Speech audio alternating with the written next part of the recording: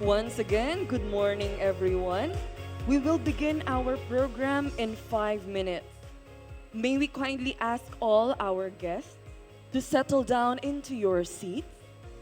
As a courtesy to our speakers and fellow participants, please place your mobile phones and other gadgets on silent mode to avoid program disruption. Thank you.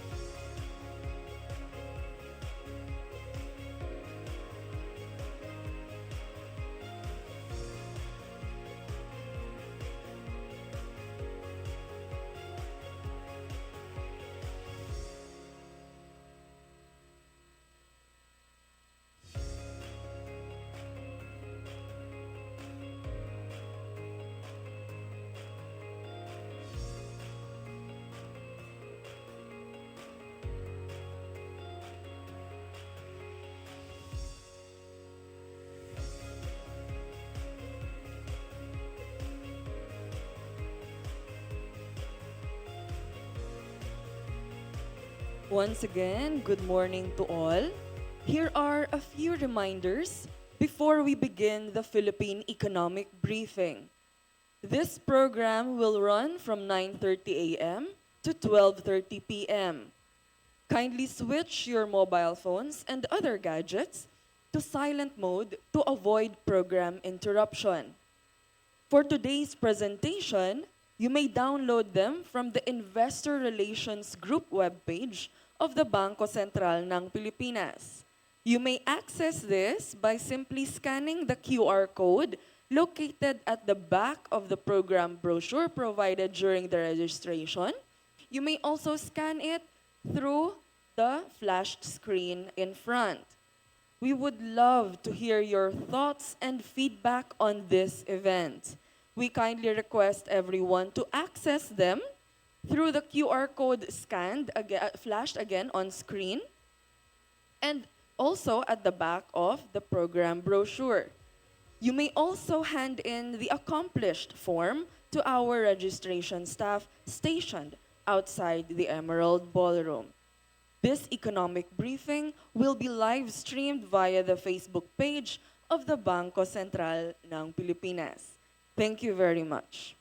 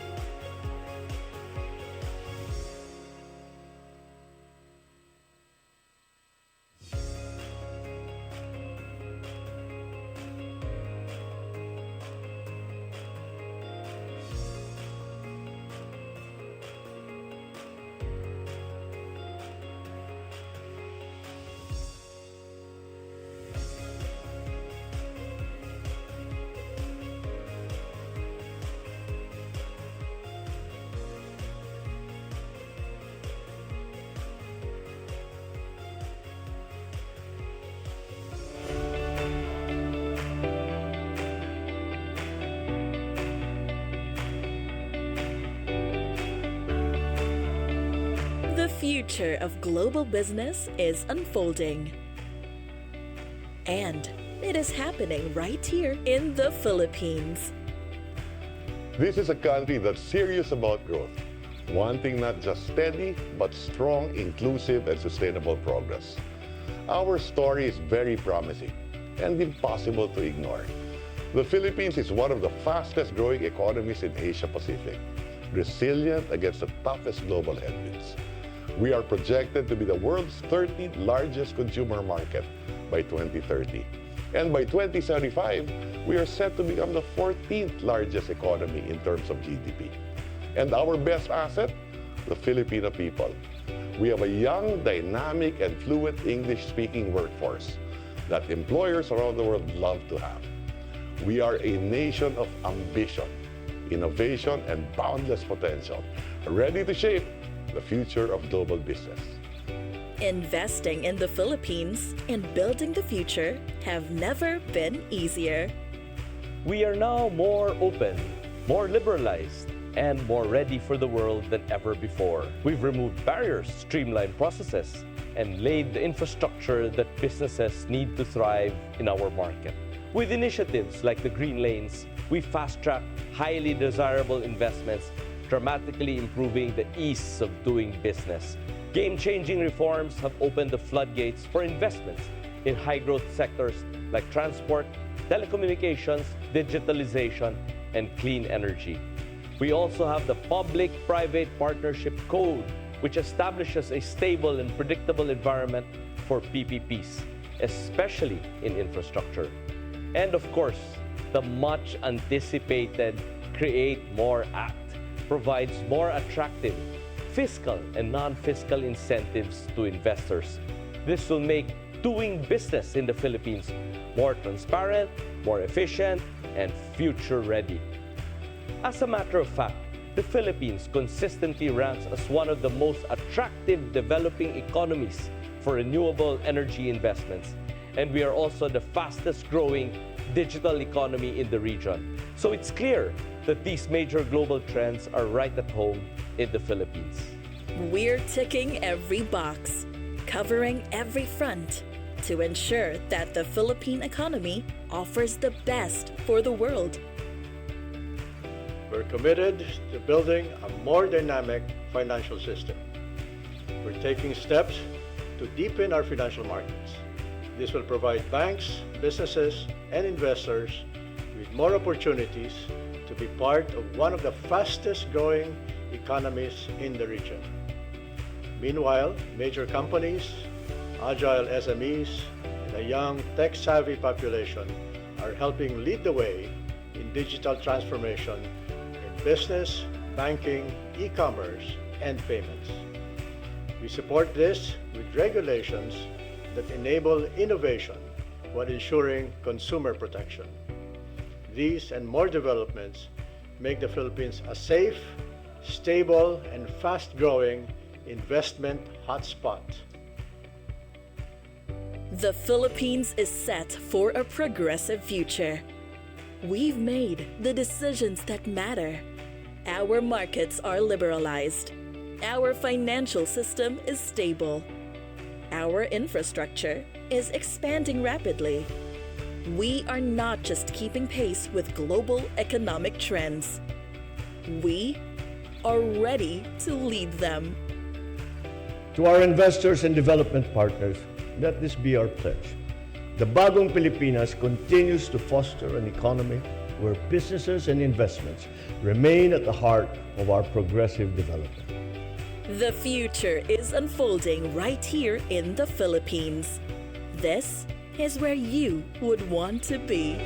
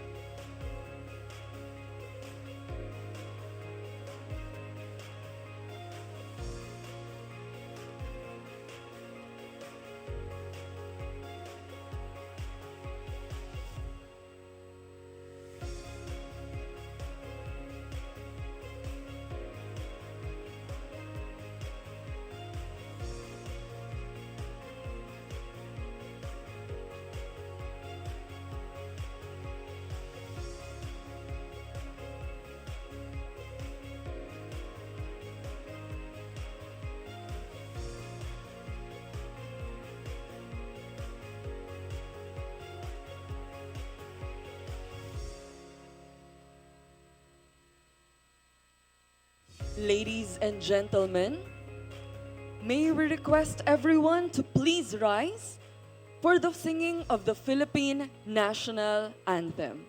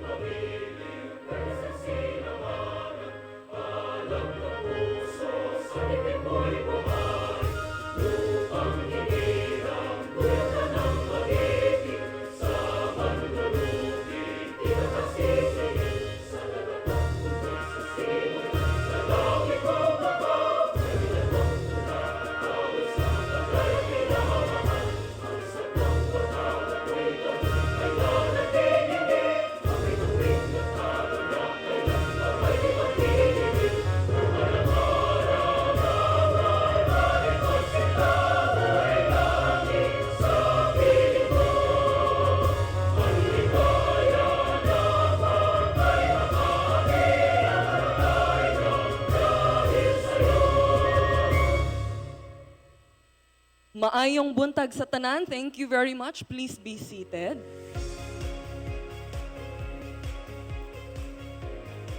Welcome to the Philippine Economic Briefing here in Cagayan de Oro City. I am Noel Angela Pamaran from the Bangko Sentral ng Pilipinas, and it is my pleasure to be your host for today's event. The Philippine Economic Briefing is one of the government's flagship platforms to share timely updates on the on the country's economic performance, reform agenda, and investment opportunities. The Cagayan de Oro leg serves as the culmination of this year's PEB domestic roadshow following the successful events in Cebu and Clark just last month. Today is quite exciting and interesting because we are joined by our senior government officials who will present the latest developments that is shaping the Philippine economy and our growth prospects ahead. But before we begin, we would like to express our deepest gratitude to our partners who made this event possible. The Department of Finance, the Department of Budget and Management, and the Bangko Sentral ng Pilipinas. This gratitude is extended, of course, to the rest of the participating agencies for your continued support to the Philippine Economic Briefing. Now, to formally begin today's program, it is our honor to welcome the Governor of Misamis Oriental, the woman behind the slogan, Bangon Miss Or, Honorable Juliette Uy, to deliver her welcome remarks.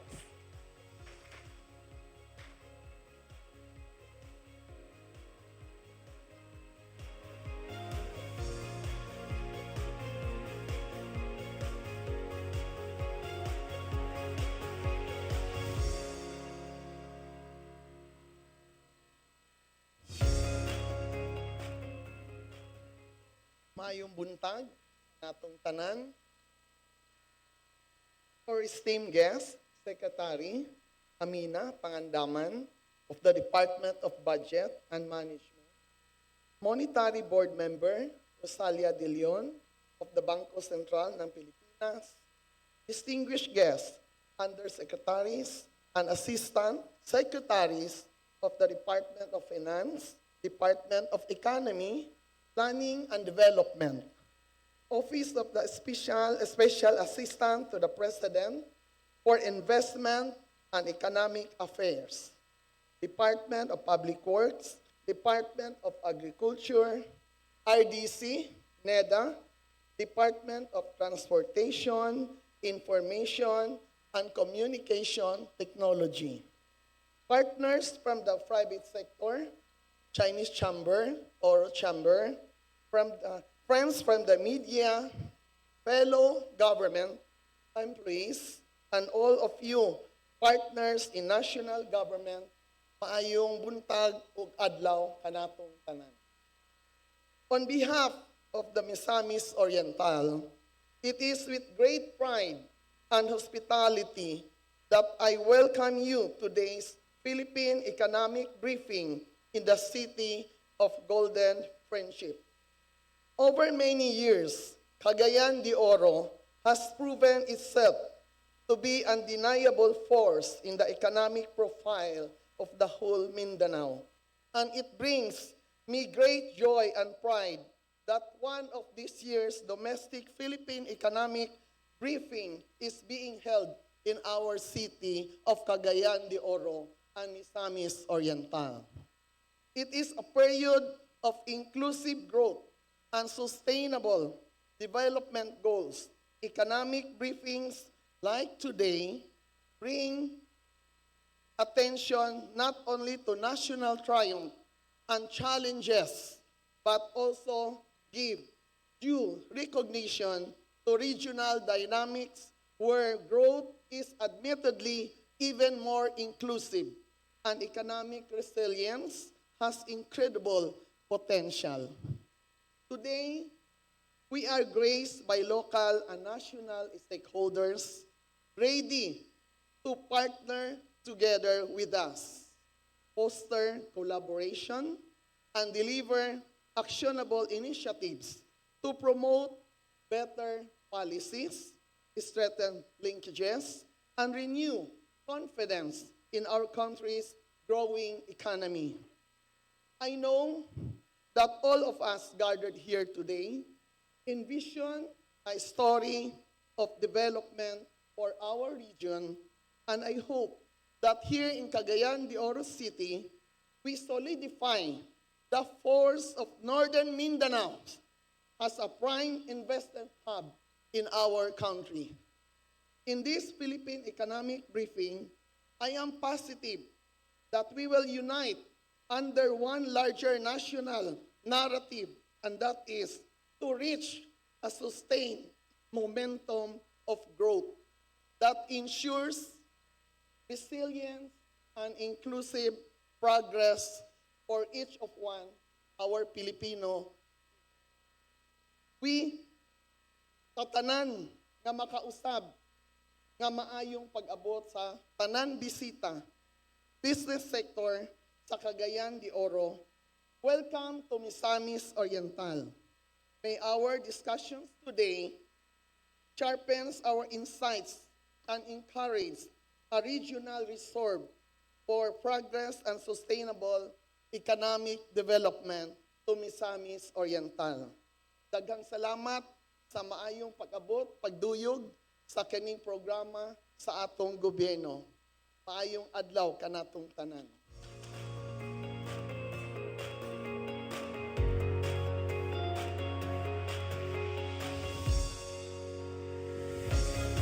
Thank you very much, Governor Uy. I agree that economic briefings like this could actually give recognition to the region's development, and this time here in Northern Mindanao. For the keynote address, it is my honor to introduce to you our speaker.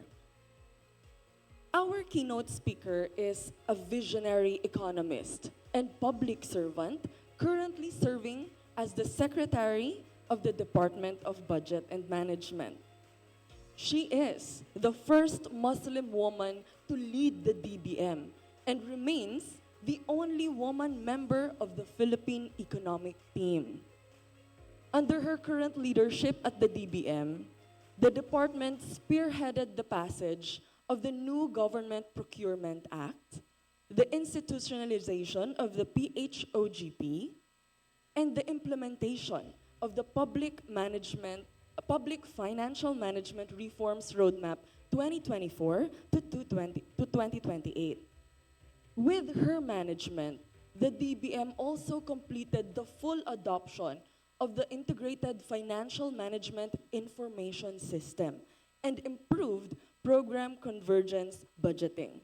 The agency likewise reintroduced the Enhanced Agency Performance Review, This is the process to determine the level of performance of government agencies. Medyo bigatin itong ating keynote speaker. So ladies and gentlemen, let us all give a warm round of applause to our Department of Budget and Management Secretary, our budget bastonera ng masa, Secretary Amena Pangandaman.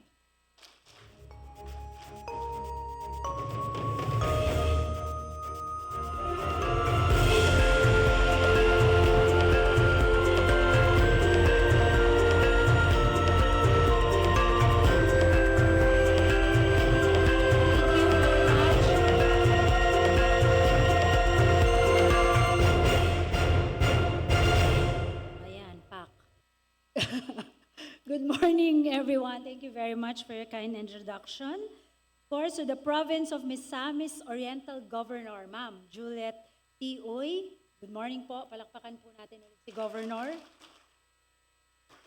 Our representatives, the undersecretaries, assistant secretaries from the Philippine Economic Team, MBM Leia here from Bangko Sentral ng Pilipinas, distinguished guests and esteemed business leaders, maayong adlaw kaninyong tanan, assalamualaikum warahmatullahi wabarakatuh. It's truly an honor to be here among some of the most dynamic business leaders, innovators, and change makers in Cagayan de Oro. Thank you for welcoming us to the City of Golden Friendship, the vibrant gateway to Northern Mindanao, and the brightest growth centers in the country. Today's gathering is more than just an economic briefing. It's a conversation about opportunities and our shared mission of shaping a stronger and better bagong Pilipinas. The Philippines is open for business, ready to build, ready to grow, and ready to deliver on our agenda for prosperity.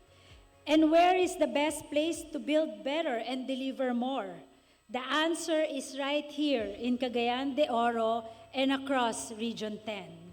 Here in Cagayan de Oro, we see a city that truly connects.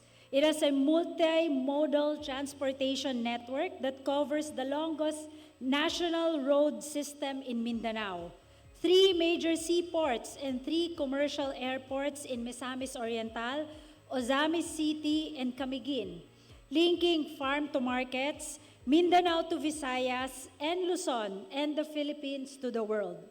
This region is the country's food basket, producing a large share of our corn, coconut, and bananas. It's also a rising center for agri-industrial development, where farmers, fisherfolk, and entrepreneurs grow together. These factors align perfectly with President Ferdinand R. Marcos Jr.'s agenda for socio-economic transformation, and that's what makes Northern Mindanao's story so vital to the Philippine growth story. To better appreciate the progress we are making, allow me to provide a broader perspective on our current economic landscape. The Philippine economy remains resilient, expanding by 5.5% in the second quarter of 2025. Inflation has reached a manageable rate at 1.7% in September of this year. Meanwhile, employment remains robust at 96.1%, translating to over 50 million in the workforce. And the median age of just 25, the Philippines is home to one of the youngest and most dynamic workforce in the world. Aside from these macroeconomic fundamentals, we recognize that government spending is a powerful tool for stimulating economic growth, attracting investments, and building investor confidence. That is why we crafted the proposed fiscal year 2026 national budget, equivalent to 22% of the gross domestic product. That is not only strategic and fiscally sound, but most importantly, people-centered. In line with our commitment to further empowering every Filipino, the largest allocations will go to social services with 34.1%, and economic services with 27.5%. Under the social services sector, we will give the highest priority to education, following our constitutional mandate. We have significantly increased the budget for basic and higher education to 1.224 trillion pesos in support of our aspiration to meet UNESCO's recommendation of allocating at least 4% of the GDP to the education sector. This is our immediate response to the learning crisis. We will achieve this by creating over 65,000 teaching and non-teaching positions, continuing to double the teaching allowance, providing scholarships to more students, and establishing child development centers in more barangays nationwide and others. Healthcare also remains a top priority. To ensure equitable access to quality healthcare, we are now implementing the zero balance billing policy, which aims to provide free hospitalization for patients admitted under basic accommodation in selected DOF-run hospitals, fully covered by PhilHealth. This policy will be supported by the DOH Medical Assistance to Indigent and Financially Incapacitated Patients Program. And to complement this, we will also provide a higher budget for DOH hospitals in Metro Manila and other regions, which will cover the operations of the Bagong Urgent Care and Ambulatory Service, or the BUCAS centers. We will also be strengthening our social protection to ensure that no one is left behind. To jumpstart rehabilitation efforts and speed up aid and recovery for victims in recent calamities, we ordered the immediate release of funds under the Local Government Support Fund assistance to local government units, the replenishment of the Quick Response Fund of the Department of Social and Welfare and Development, and the Department of Public Works and Highways, and the additional funds for the assistance to individuals in crisis situation, or AICs, among others. For 2026, we will more than double the budget for the Pantawid Pamilyang Pilipino Program, or 4Ps, providing 4.4 million households with health grants, educational allowance, and rice subsidies. These are not just social programs. They are foundational investments in human capital development for any investor looking at a long-term stability and workforce productivity. Meanwhile, under the economic services sector, we are scaling up agricultural productivity and food security by boosting rice production through the National Rice Program.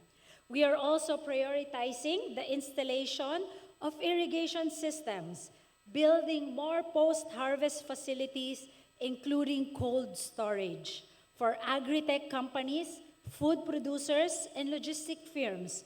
This presents a growing frontier for innovation and further investment.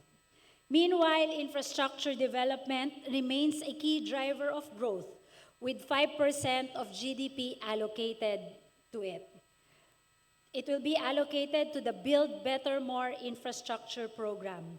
These investments cover both physical and social infrastructure, from roads to bridges, airports to schools, hospitals, and irrigation systems, supporting national connectivity and regional development. And with the new PPP code, we have made private sector participation more agile and investor-friendly. And there is more to come. We encourage you to explore these opportunities not just as business ventures, but as legacies you can build with us. As mentioned, there are our proposed allocations under the fiscal year 2026 National Expenditure Program. And just last Monday, October 13, the House of Representatives approved the House Bill number 4058, or the Fiscal Year General Appropriations Bill. The GAB will then be transmitted to the Senate for their deliberations. To complement these budget priorities, we continue to pursue a reform agenda aimed at creating a predictable, business-friendly environment free from corruption and red tape. towards efficiency, but even more towards fighting corruption. One of the reforms I am most proud of is the new Government Procurement Act, initiated by the DBM with our procurement service and the Government Procurement Policy Board. This is hailed as the biggest anti-corruption measure in the country's recent history, as the law introduces mechanisms to promote transparency, combat corruption, and improve efficiency in government procurement processes. With the NGPA, we now have stronger safeguards against corruption and faster, more efficient procurement system. We have developed an e-marketplace similar to Lazada or Shopee, where government agencies can just add to cart and directly procure supplies and equipment from accredited, reputable suppliers. The NGPA also requires full disclosure of all procurement data and documents, including bid results and contact information through online platforms such as the PhilJeps.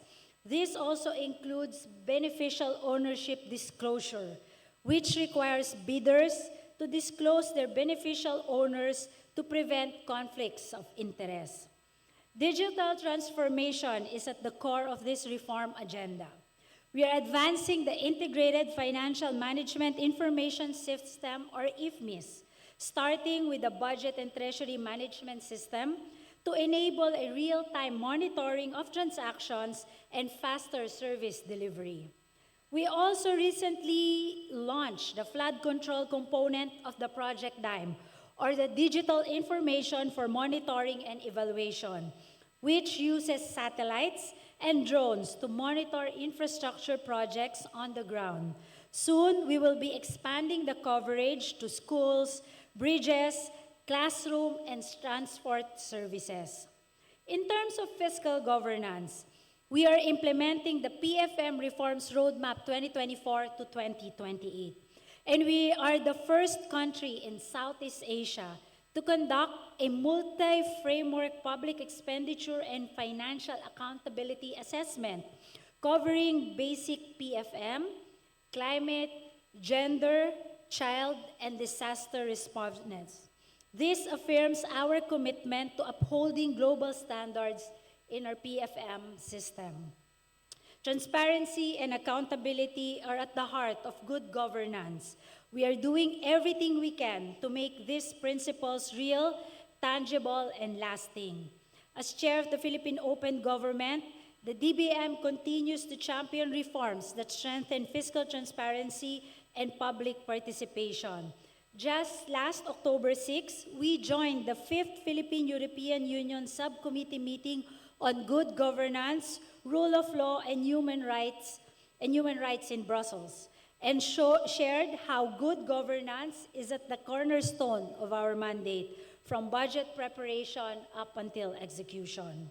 In the same week, during the OGP Global Summit, the Philippines once again took the global spotlight, and 4 of our open government commitments were honored among 163 initiatives from over 100 countries in the Open Government Challenge Awards. These recognitions affirms that Philippines is not just keeping pace, but leading by example.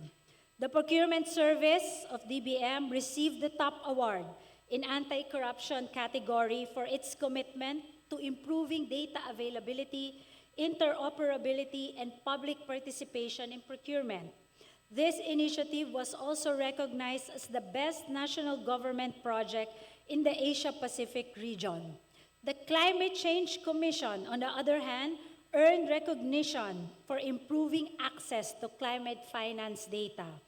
The Quezon City government was awarded the best local initiative in the region, while the Presidential Communications Office received an honorable mention for its framework on local right to information ordinances.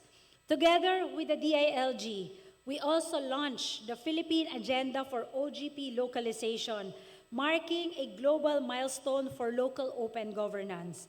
The Philippines remains one of the strongest advocates of open government at the local level. 5 LGUs, including Quezon City, South Cotabato, Baguio City, Larena, and Siquijor are now part of the OGP local program, implementing 17 concrete commitments that bring transparency closer to the people. And soon, we hope that Cagayan de Oro, with its strong spirit of innovation and civic participation, will be among the pioneers leading the OGP movement in Mindanao. Open governance also means passing laws that institutionalize transparency.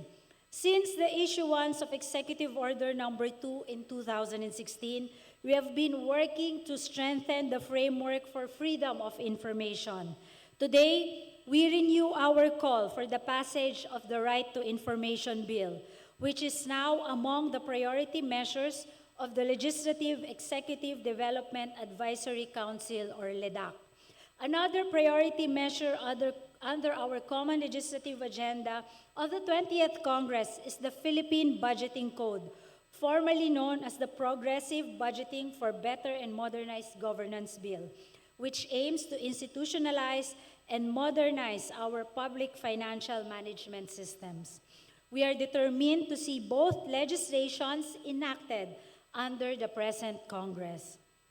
And as we all know, transparency must always come with active public participation. That is why we institutionalize Open Government Week to Presidential Proclamation number 916, transforming what was once a simple networking event into a formal platform for dialogue between government and the civil society. At DBM, we also ensure meaningful participation by publishing key budget documents, including citizen-friendly versions of the proposed and enacted budgets, to make information accessible and understandable for all. We also conducted the first ever economic dialogue with the civil society and the Development Budget Coordination Committee, or the DBCC, during the OGP week, which we have since brought to Cebu and Clark. And later this afternoon, we will hold one here in Cagayan de Oro because we want to ensure that our fiscal policies remain inclusive and responsive to the needs of the people on the ground. Finally, to enhance bureaucratic efficiency, we are reducing redundancies and streamlining government processes through the recently signed Government Optimization Act. Indeed, these efforts are not just reforms on paper. They are proof of our resolve to make government open, transparent, corruption-free, and ensuring that public trust remains the foundation of good governance. And as we look ahead, our collective task is clear: to nurture future-ready generations to achieve the full potential of the nation. But we cannot do this alone. Achieving this vision requires the whole of nation and a whole of society effort, a shared commitment from the government, the private sector, and the civil society. As the Philippines move forward with its agenda for prosperity, I invite you to partner with us, to invest and help us build better and deliver more for our people. Together, let us sustain economic growth, expand opportunities, and bring to life the vision of a bagong Pilipinas that is inclusive, prosperous, future-proof, and transparent. Daghang salamat, wabillahi taufiq walidaya, assalamualaikum warahmatullahi wabarakatuh.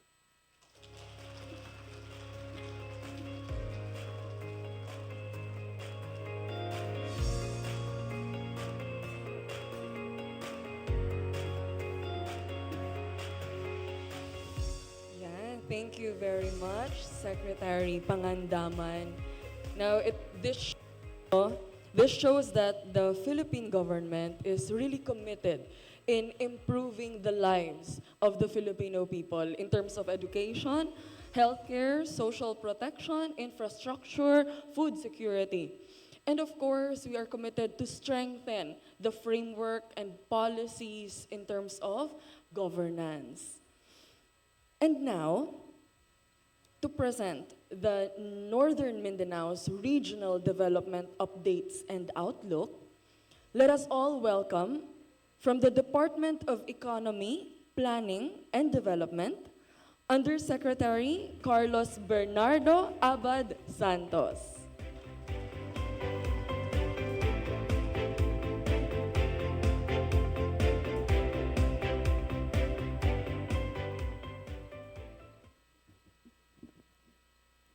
Misamis Oriental Governor Juliet Uy, Secretary Amina Pangandaman, Parasat President and CEO and former co-chair of the Regional Development Council of Region 10, Engineer Epilio Paras, partners from the private sector, civil society, the academe, and my fellow public servants, a pleasant morning to all.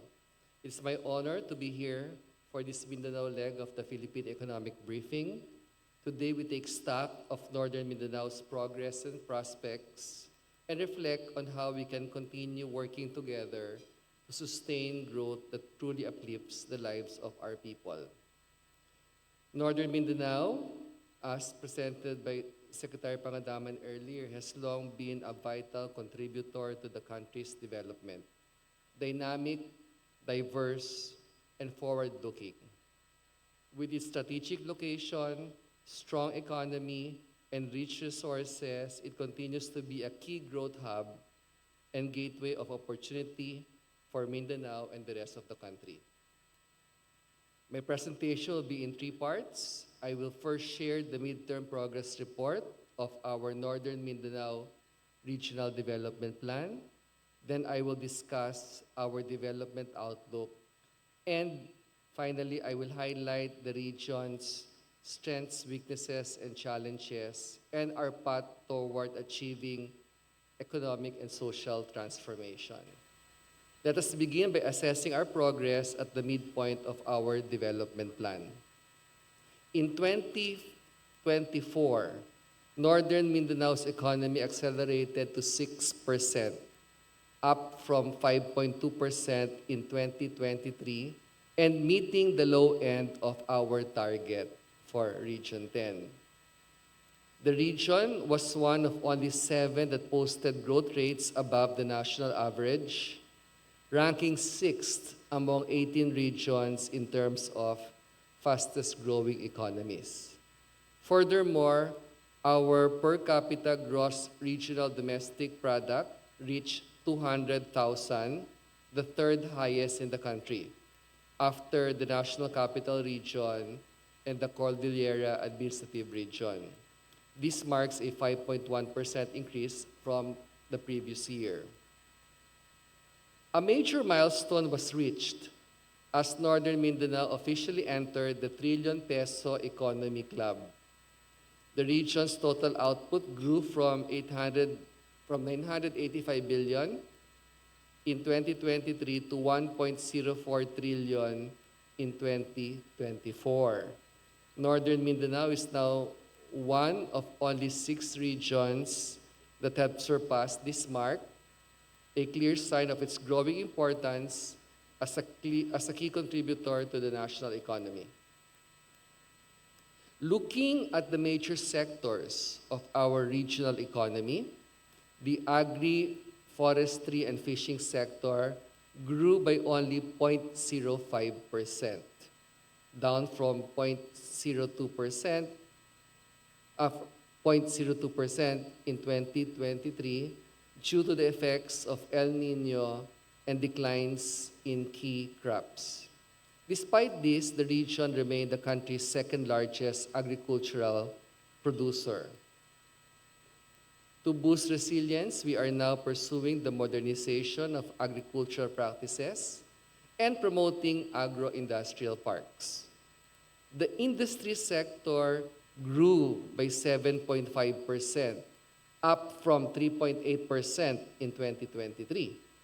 This was driven by a rebound in manufacturing, particularly in beverages.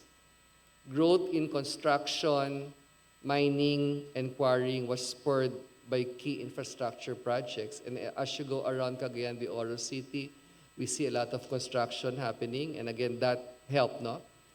in terms of increasing the output of our industry sector. The services sector slowed slightly from 7.4% up to 7.4% from 7.7%, though tourism and other key subsectors continue to post strong gains.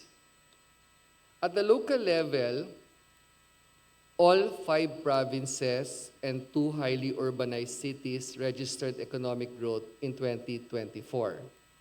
Iligan City posted the fastest expansion at 8.8%, followed by Camiguin at 8.6%, and Misamis Occidental at 7.5%, with Cagayan de Oro City at 6.8%. These 4 areas recorded growth rates higher than the regional average. Cagayan de Oro City and Bukidnon remains the region's top 2 growth drivers, contributing 28.3% and 25.7% to the total regional output in 2024. In terms of sectoral contributions, Bukidnon, our food basket, contributed the largest to the total agri, forestry, and fishing sector output at 69%. Misamis Oriental, which hosts heavy industries and manufacturing firms, accounted for 27% of the industry output in 2024, the highest in the region. And in the services sector, Cagayan de Oro City remained the top contributor, accounting to 38.3% of total output, reinforcing its role as the regional center. On poverty, we saw a slight decline in poverty incidence among the population from 26.1% in 2021 to 25.3% in 2023. Similarly, poverty incidence among families inched down from 19.2% to 18.4%. Despite these improvements, the region still fell short of its 2023 poverty reduction targets. And it is notable and quite concerning that the region, despite serving as Mindanao's food basket, registered the highest poverty threshold on the island. So I guess that means improvement probably in the logistics and in the accessibility of food, because we are a food producer here in Region 10. So let's get that food to the different, to the population. So I think for the next 3 years, as I said later on, it's important to look at this gap, which again is important if we are able to achieve our poverty reduction targets for the region. The labor market data reveal a more nuanced picture. The region's unemployment rate stood at 4.5%, hitting our annual target. This is a 0.5 percentage point improvement from 2023. However, the quality of employment slightly declined as the underemployment rate increased from 13.3% in 2023 to 16.4% in 2024. The region's inflation rate slowed down from 6% in 2023 to 3.7% in 2024, meeting our region's annual target. This deceleration was mainly driven by lower inflation in food and non-alcoholic beverages and in restaurants and accommodation services. In summary, the region met half of its headline targets. This shows that while we made significant progress in some areas, there are still gaps that call for more focus and targeted policy reforms. We now proceed to the region's development outlook, which outlines the salient features of our medium-term update and our infrastructure flagship projects. The Northern Mindanao Regional Development Plan serves as our 6-year blueprint for growth. Anchored on the President's 8-point socioeconomic agenda, it supports the Philippine Development Plan. Halfway through its implementation, the midterm update allows us to take stock of our progress, to sustain gains, address challenges, and ensure we remain aligned with Ambition Natin 2040. Our updated plan retains our overall strategic framework to ensure continuity while introducing key improvements and enhancements to better respond to emerging challenges and opportunities to further advance the region's medium-term goal of achieving a more competitive, inclusive, and resilient Northern Mindanao. The plan also reaffirms our long-term vision for Normin to become an international gateway, a leading agricultural hub, and major industrial, tourism, and trade center in the Philippines. So it's quite a dynamic and comprehensive vision for Northern Mindanao. And guided by the preferred future of Lambo Ligon.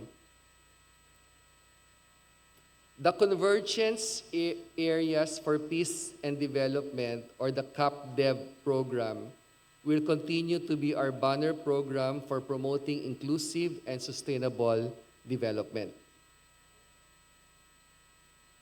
In terms of our region's spatial strategy, the region will build on the strengths of its provinces through these strategic development areas and key development zones, ensuring that interventions are well targeted and are aligned with the spatial and geographic configuration of Region 10. Building on our gains and considering recent trends, we have recalibrated our targets. By 2028, we target a GRDP growth rate of 5.6 to 6.6%, with unemployment reduced to a range of 4 to 5%, and poverty incidence significantly lowered. These targets reaffirm our commitment to a prosperous, inclusive, and resilient future. To realize these targets, we are prioritizing major infrastructure projects. Of the 207 IFPs of the Marcos administration, 15 are in Northern Mindanao, are Northern Mindanao specific, 10 are interregional, and 14 are nationwide. Notably, Northern Mindanao has the third highest number of region-specific infrastructure flagship projects in the country. Of our 15 IFPs, 2 have been completed, 7 are ongoing, and 6 are either awaiting government approval or under project preparation. Building on these developments, we are now paving the way for economic and social transformation. And the next 3 slides will highlight our strengths, challenges, and our way forward. On our strengths, our path forward is built upon the foundation of significant strengths. We remain the second largest agriculture producer in the entire country, with Bukidnon ranked as the top producing province, underscoring our vital non-negotiable role in ensuring national food security. Beyond agriculture, our region boasts a robust and growing innovation ecosystem, highlighted by the institutionalization of our Northern Mindanao Regional Innovation Program and Exhibit, and a strong pipeline of research and development grants that show our proactive drive towards science and technology-led growth. This is all anchored on a strong, diversified economic base, home to key industrial assets like the Mindanao Container Terminal and the PVDEC Industrial Estate, which serves as major drivers of trade and investment. Supported by a pipeline of strategic infrastructure projects that enhance our connectivity and a critically stable conflict-free environment that continues to sustain strong investor confidence. Northern Mindanao is on a steady and promising path toward inclusive and sustainable development. However, to secure that prosperous future, we must be clear-eyed about the development challenges that continue to hinder our inclusive growth.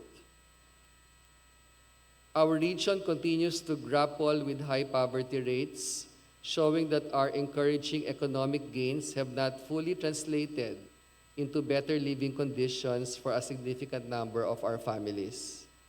On the social front, we face the persistent challenge of high teenage pregnancy incidence, calling for stronger reproductive health education and services, especially for our youth.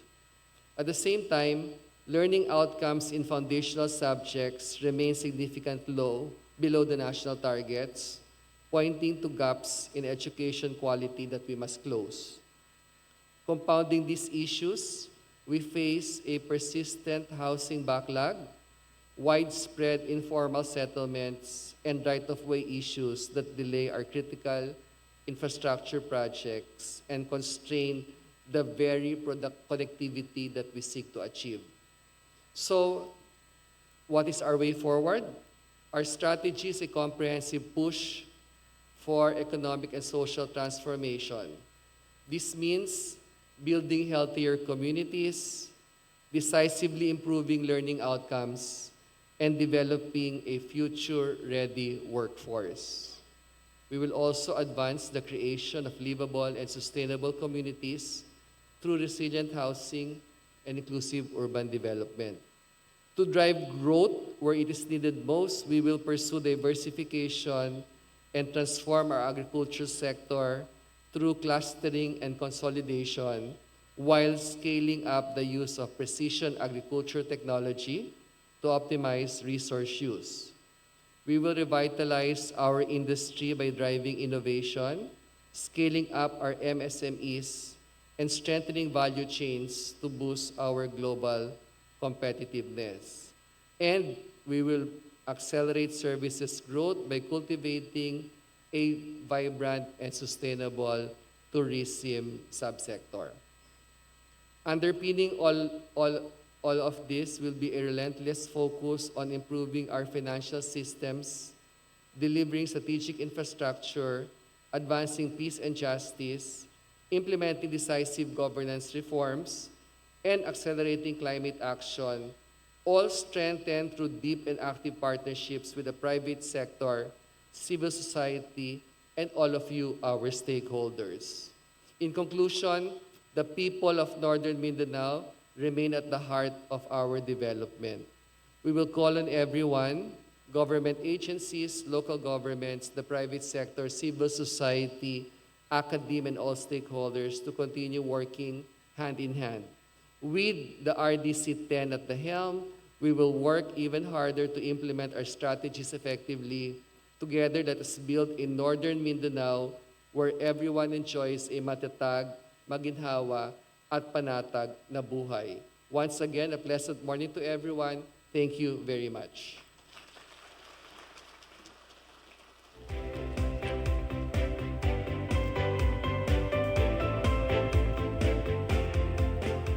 Thank you very much, Undersecretary Abad Santos. It was an insightful presentation. Now, that was an understanding, no, on how Northern Mindanao is doing and the strategies of the government to attain Ambition 2040. Now, we now come to one of the most anticipated parts of the program. I know you want to hear more about the macroeconomic status of the country. So we now arrive at the panel discussion.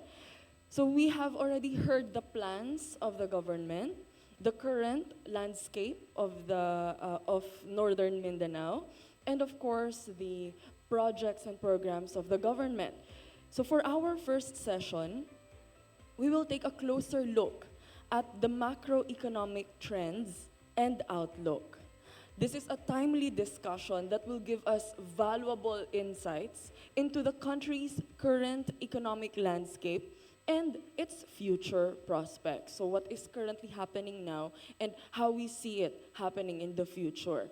So to moderate and lead the panel discussions, let us all welcome from the Department of Budget and Management, Undersecretary Margot Salcedo.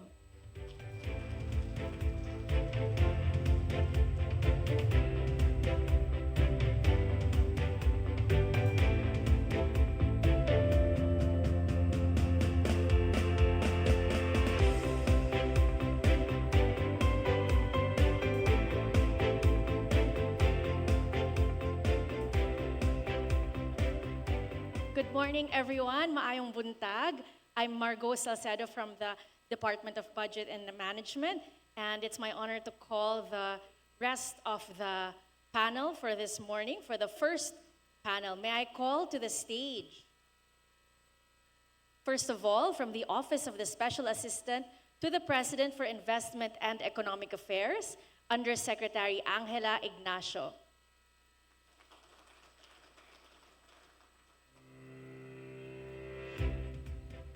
We also have from the Department of Finance, Assistant Secretary Neil Adrian Cabiles.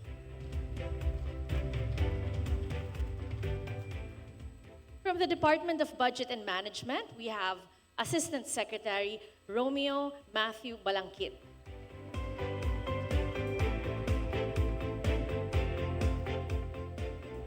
From the Department of Economy, Planning and Development, or DepDev, we have Assistant Secretary Reynaldo Cancho.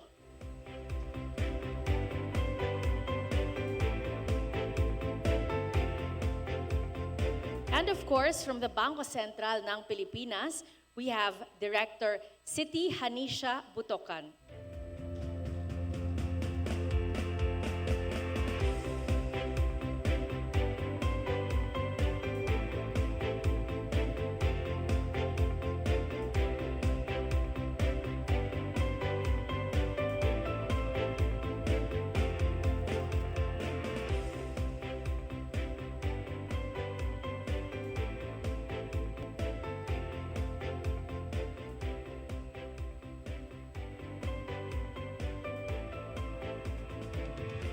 Okay, so Secretary Pangandaman, Governor, a treasurer, always our treasurer, Monetary Board member, Leah, and our distinguished guests from the private sector and different parts of Region 10.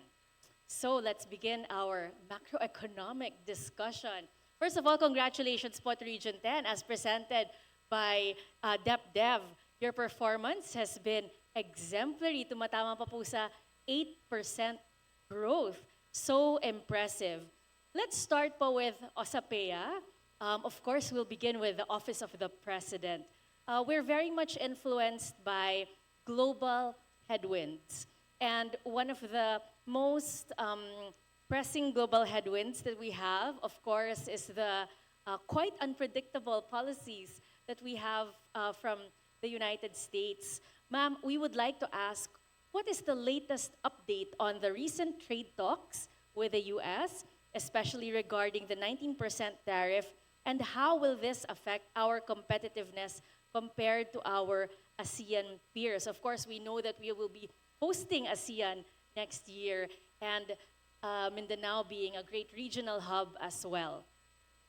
Okay, thank you, Yusek Margo, and good morning to everyone. What's the latest? Actually, the good news is that the U.S. Appeals Court recently ruled that most of the tariffs that were implemented by President Trump under the International Emergency Economic Powers Act, or the IEEPA, are illegal. So that's a positive development, but we still have to wait for the final decision of the Supreme Court on this. On the 19%, we continue to negotiate on this. We're bound by a non-disclosure agreement, so we can't really discuss the details. However, we are working towards an optimal and mutually beneficial agreement. As to how we compare with our ASEAN neighbors, the Philippines is actually considered to be in the low regime. That's along with Indonesia, Malaysia, Cambodia, and Thailand. We were given a 19% tariff. The Vietnam has two tariff rates, 20% for its direct exports to the US and a much higher 40% for transshipped goods. Only Singapore has a lower tariff than us. They got a preferential rate of 10%, but that's really because they have an existing free trade agreement with the US. On the high regime, you have Myanmar and Laos. Both were given a 40% tariff rate. So the 19% reciprocal tariff actually puts us broadly on equal footing with our ASEAN neighbors. However, we think the tariff rates should be measured against the cost of the concessions that were given up. We note that while most of our neighbors gave full market access to the US, the Philippines did not. We actually chose to continue protecting our important sectors, particularly agriculture. But having said that, government recognizes the very challenging environment that we have right now. So we continue to engage our stakeholders. We work closely with the affected industries and we try to look for ways by which we can support them, such as exploring new export markets. We're looking at the EU, the Middle East, and Australia. And we're also looking to expand our free trade agreements network, such as the CEPA with the UAE and FTAs with EU and Chile. Okay, thank you very much. So to our audience, we'll start first with very macro and national. And then for the second round of questions, we'll go to regional. So let's proceed to our Department of Finance. Considering the current fiscal landscape and the administration's economic priorities, also as discussed earlier by DepDev, what is the DOF's outlook on fiscal performance relative to targets for the year? And what are the key policies that are being implemented or adjusted to achieve fiscal consolidation?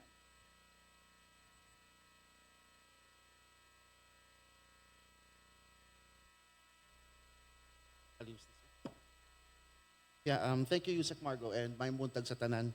Well, in pursuing a fiscal consolidation, the aim of the DOF is to actually ensure that revenues, at least for 2025 to 2030, should grow at 8.3%, while disbursements would grow at 6%. So revenues would outpace disbursements. As of our data for August 2025, we see that we are very much on track on achieving this pace. However, we do recognize that there is some challenges in keeping our medium-term fiscal framework owing to the reduced outlook for growth, which we could trace, of course, to the current external headwinds, mostly the unpredictable trade policy in the United States, which would hold back global growth and investments, and also geopolitical tensions.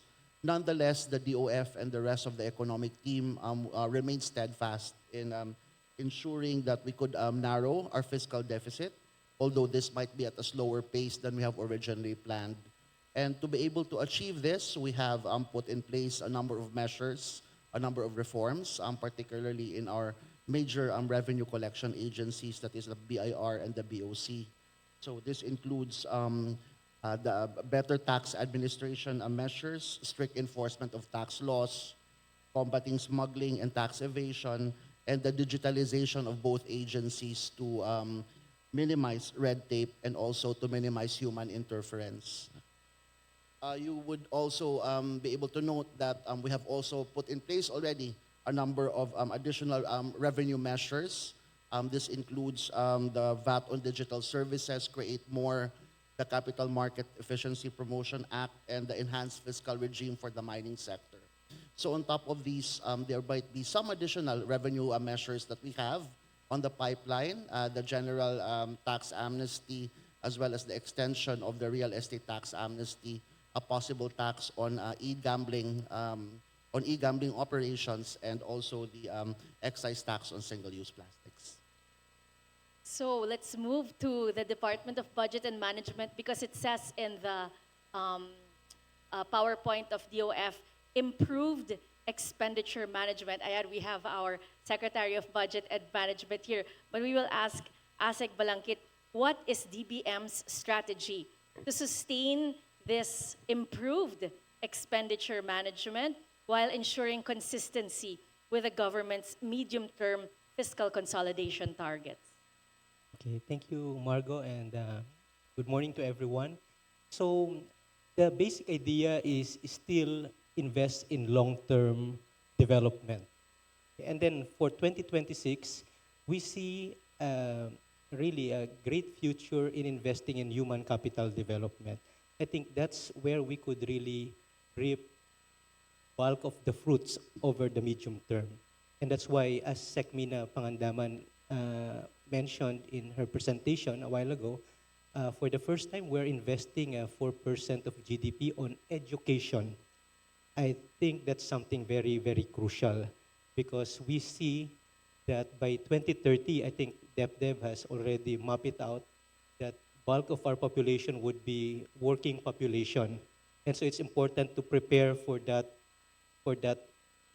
year so that we will be able to have a learned, competent, and healthy labor force by that time. So that's very crucial. But this doesn't mean that we are abandoning our initial goal of spending money on infra development. You see, with a limited fiscal space, it's true that we cannot really gain both. But you see that infrastructure development over the past 3 years, we've been consistently reaching 5.8% of GDP. I think we have done that through the DBCC. And for next year, we toned it down to only 5.2%. But that's not really a bad news because we expect private sector participation to step up. In fact, maybe DepDev would be able to help me here. We are investing already a lot from the PPP code. And so far, there are something like 281 existing PPPs and 251 PPPs in the pipeline. And this is to the tune of 67% increase in the number of our PPP since 2023. That was before the PPP code was enacted. So the point here is that private sector is already contributing to our growth. So, and we could expect them to continue doing that over the next few years. And so it's time for us to, I would say, not to pull back our investment infra, but to really course it through social development, like expenditure on spending on education sector. So basically, that was the trick, or you say, the magic that we had. So for as long as the private sector is there, we can step back a bit and then provide the needed support that is there required in for the social services. Oh, yes. That is a great milestone, and I think we have to credit Secretary Amena Pangandaman also for the first time po, we are hitting 4.1% of GDP for education. And so we'd like to see if this is also aligned with DepDev. We once again registered one of the fastest growth rates in the region, 5.5% in Q2. Of course, we are trying to hit high growth rates as part of our economic strategy for our economic transformation. What are the plans and strategies for DepDev naman po to sustain this progress and advance growth beyond traditional growth drivers such as domestic consumption. Of course, aside from what Asik Balangkit mentioned, which is focusing on human capital development. Sa inyo po, ano po ang strategies? Thank you, and good morning to everyone. Maybe I just want to start by refreshing everyone's memory. Even prior to the pandemic, we were already growing at very high growth rates. We were enjoying growth of between 6 and 6.5 over the past 2 decades prior to the pandemic. And it's actually during that period that we were also able to bring down poverty at very fast. No? In fact, between 2015 and 2018, if I'm not mistaken, we were able to lift more than 6 million people out of poverty. And that's how fast the economy was growing. It was not just the pace of growth that was very good at the time. It was also the quality of that growth. You'll recall that in the early 2000s, more than 95% of our growth was coming from consumption. But in more recent years, that's down to something like about 70%. No?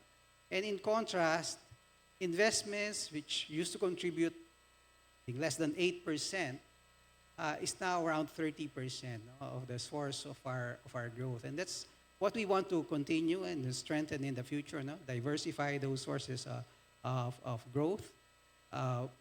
First of all, on the side of government, obviously, we will continue to invest in closing the gap between the quantity and quality of the infrastructure that we have versus our neighbors. This is something that Asikrom has already alluded to earlier. And also, at least 5% of GDP, the equivalent of 5% of GDP, will be invested in infrastructure.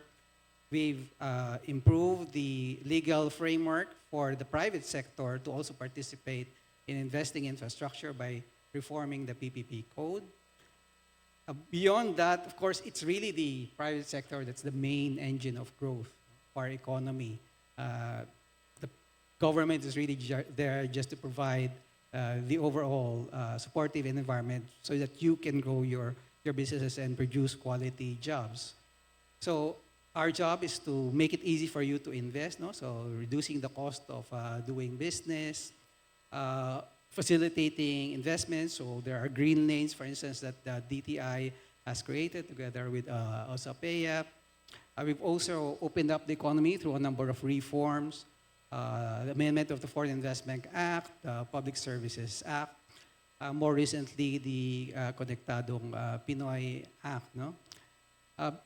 We're also trying to create more opportunities for you to trade not just domestically but internationally. So we've engaged in a number of FTA negotiations. There's one that's just been concluded with the UAE, and there are a couple more that are in various stages of negotiations, including with the EU, with Canada, with Chile. So these are the main the thrusts of the government in terms of sustaining our growth, of course, together with investments in terms of strengthening our resilience to disaster and climate shocks.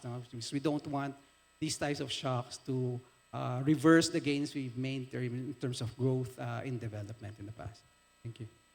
So, sir, just to follow up, we are well on our way to achieving our targets such as upper middle income status and single-digit poverty levels. Yeah, in fact, prior to the pandemic, we should have already reached that, I think, around 2019 or 2020, but we got disrupted. Of course, there was a large decrease in economic activities because of the pandemic. So we're now so close to the threshold that we're very confident that within the term of the administration, we will reach that threshold of becoming an upper middle income economy. Okay, that's great news. Of course, another global headwind that we're always looking out and watching closely is inflation. Sa BSP naman po, of course, we're now at, I think, 1.5% or umakit na po ba ulit? What key risks is the Bangko Sentral ng Pilipinas currently monitoring in its monetary policy decisions, and under what conditions might it consider easing monetary policy further? Thank you, Yusek Margo. Good morning. And Assalamu alaikum warahmatullahi wabarakatuh. In terms of that question, so the BSP, of course, constantly monitors and assess both domestic and as it has been mentioned in here earlier, global developments that could have an influence on headline inflation and the inflation outlook. So just over a week ago, last October 9, the Monetary Board of the BSP has decided to reduce the policy rate to 4.7%. And what went into that decision was, number one, inflation continues to ease. We have seen her earlier inflation averaging 1.7% in the first nine months of the year, which is actually below the government's target of 3% plus minus 1 percentage point. Number two, core inflation. So core inflation tells us the longer trend in prices. It has been stabilizing, and also another consideration, of course, was that the economy, we have seen the graph earlier, has seen some moderation. So this all went into that decision. But moving forward, what are the risks we're looking at? So domestically, we are looking at some price pressures coming from petitions for higher electricity rates. We're also looking at some changes or possible changes in rice policies. Note that rice accounts for almost 10% of the CPI basket. And also, we're looking at how governance issues could have an impact also on business and investment sentiment. And that can have an impact also on infrastructure spending moving forward. Now, externally, the risks that we're looking at, mentioned earlier by Yusek Angel, that how is the Philippines faring in terms of the US tariffs, but still, it's still an issue that is continuing to play out, and so that provides still, or making the global uncertainty still elevated. So that's something that we're looking at externally. So depending on how all this risk will play out, definitely the Monetary Board will take this all into consideration and see if further easing is warranted. Thank you very much, ma'am. Si MBM Leia, would you like to add anything po? She already said everything. Okay po. So now we'll go to discussions for the region. I'd like to ask for the Office of the President, Yusek Angel, I'd like to ask po, how is OSPEA supporting and facilitating investments specifically in Mindanao? And what strategies are being employed to attract investors to the region? Yeah. Well, first of all, we believe in the immense economic potential of Mindanao. The region is blessed with expansive and fertile land and an abundance of natural resources. So we're looking at 5 sectors that can drive economic growth here. First is mining and minerals processing. Mindanao is rich in copper and nickel reserves. These are critical minerals that are fundamentally important in our green transition. So things like electric vehicles and renewables, energy technologies, these are very important. And from our engagements with local and foreign investors, we've seen a lot of interest in this sector. On the part of the executive and the legislative, the mining fiscal regime law has recently been passed. So this should help the sector. It simplifies the fiscal regimes for prospective mining investors. But we will, of course, now also need the help of the LGUs and the local communities to move things forward. Second is food and agriculture. Again, Mindanao's advantage is its vast and fertile land with more highlands, which is really ideal for diversified agricultural products. Third is oil and gas exploration. There is abundant oil and gas that is ripe for exploration and actually very critical for Philippine energy security. I think early this month, we awarded 8 new petroleum service contracts, and 2 of these are located in the southern Sulu Sea, really aimed at revitalizing petroleum exploration in the region. Fourth would be energy, particularly renewable energy. So that would include solar, wind, and hydropower. Fifth would be manufacturing. Again, with the expansive land, your skilled workforce, we see that this manufacturing sector could drive growth and create many jobs.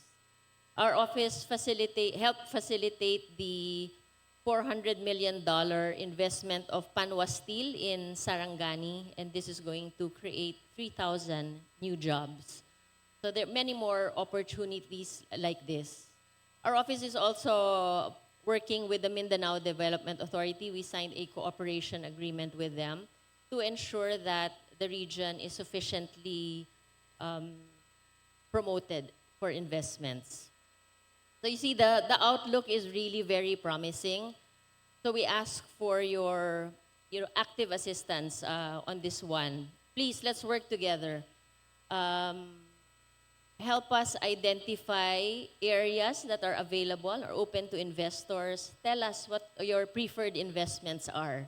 Share this list with us so we can connect you to investors who are interested. So we're really looking forward to working with all of you in helping Mindanao achieve its full potential. Thank you, Yusek. So, Yusek, nandito po si Governor. So, ayan na po, you have a direct link to the investors po who can invest in, specifically in CDO. Okay, so for the Department of Finance naman po, of course, as many of you may know, there is the Create More law that benefits current and prospective investors. How will this help investors in Mindanao specifically? And what new or expanded incentives and policy improvements can businesses in the region expect? And how will these reforms further promote sustainable economic growth and competitiveness in the region? Yes, so the Create More is actually our improved incentives package that is grounded on transparency and predictability. So under Create More, businesses could enjoy lower VAT and customs duties, enhanced allowable deductions, and extended income tax holidays. The Create More also has specific provisions that would streamline administrative requirements and processes and improve the ease of doing business.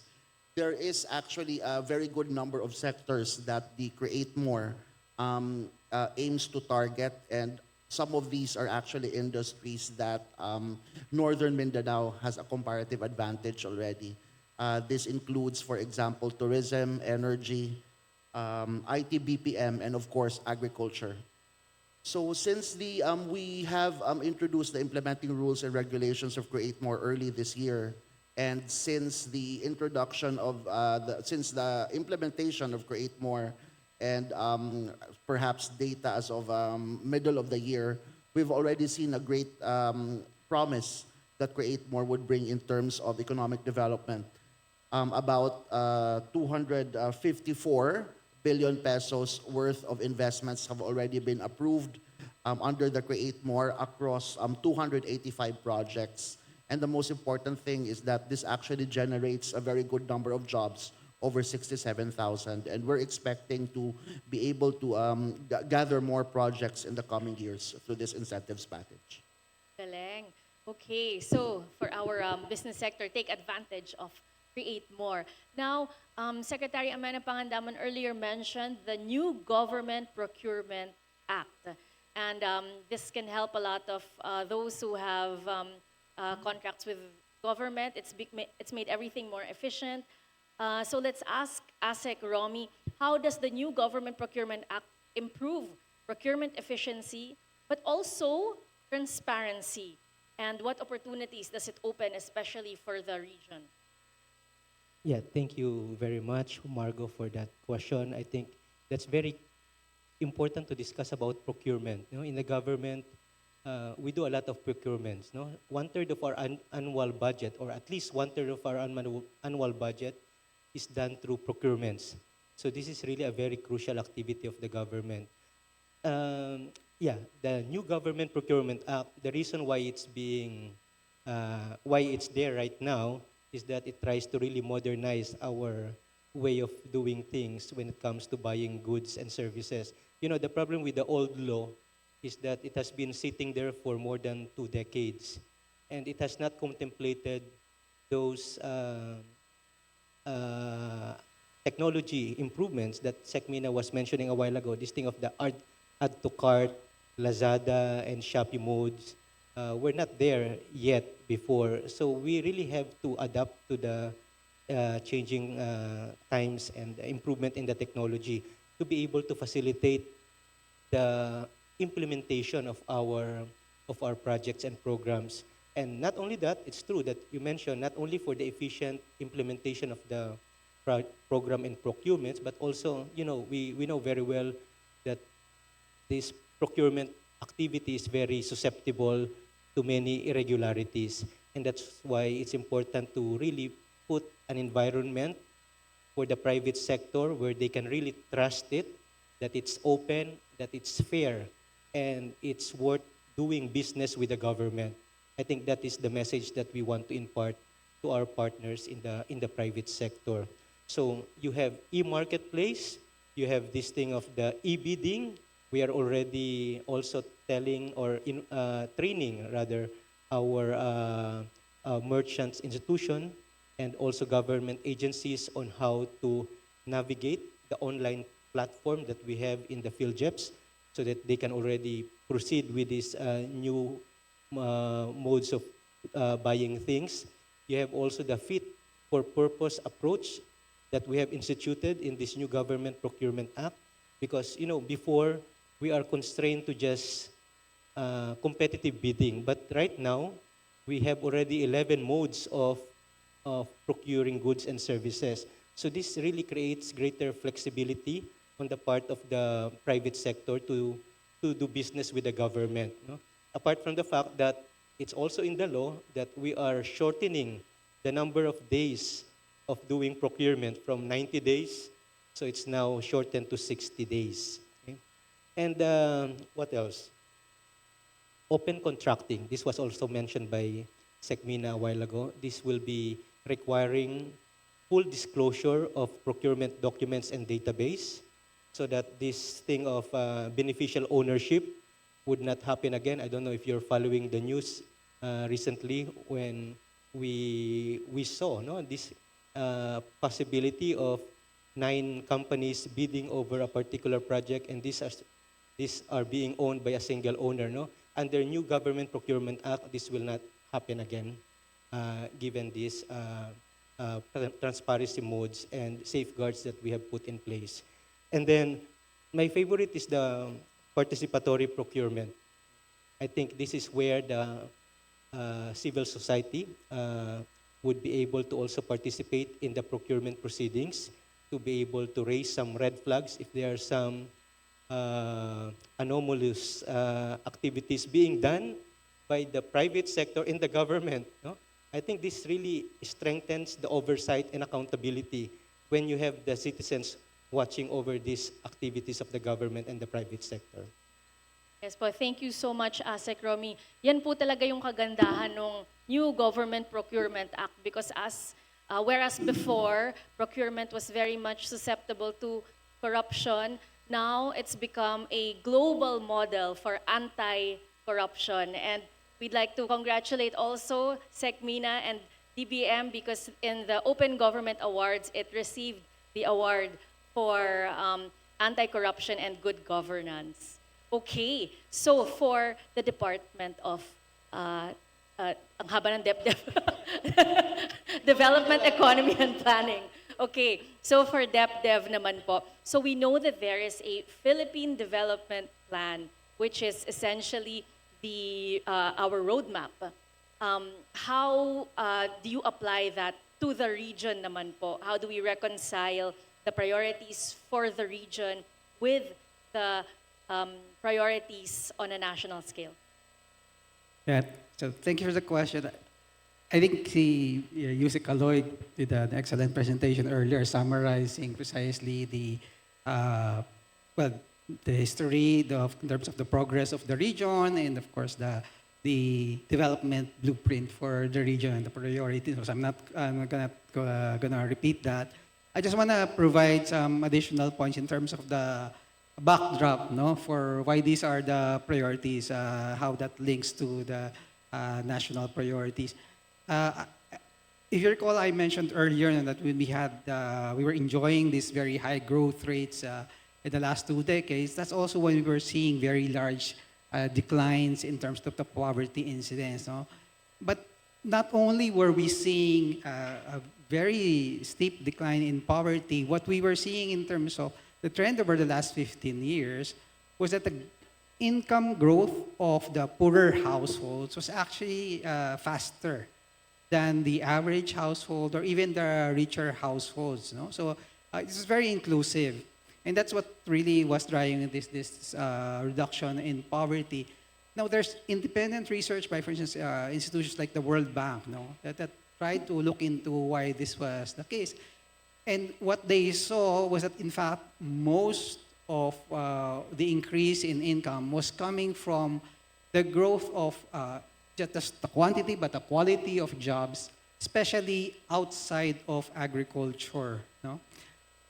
On top of that, what was producing all these jobs was really the fast growth that we were seeing in many regions outside of NCR, which are actually growing faster than NCR. No? And this was really the whole rationale for why we were investing so much in infrastructure, no? Improving connectivity between the islands precisely so we can bring more investments, more economic activities outside of NCR and generate all these jobs and bring down poverty. So it's actually working. That's what the data is showing, and that's why it's important for us to continue investing in connectivity. Of course, on top of that, we need to continue investing in human capital so that people are actually ready to participate in that growth process, no, in terms of their skills, no, in terms of their education, in terms of their health, nutrition, even in terms, of course, of food security. No? And that's all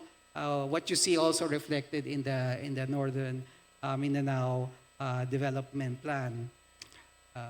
So yeah, that's how it's very much aligned with the national priorities as well. Very impressive nga po. In the presentation of Yusek Kaloy, pumapalo po ng 8% yung growth ng ilang bayan. So, bravo to Region 10. So let's go po to our last question for the Bangko Sentral ng Pilipinas again.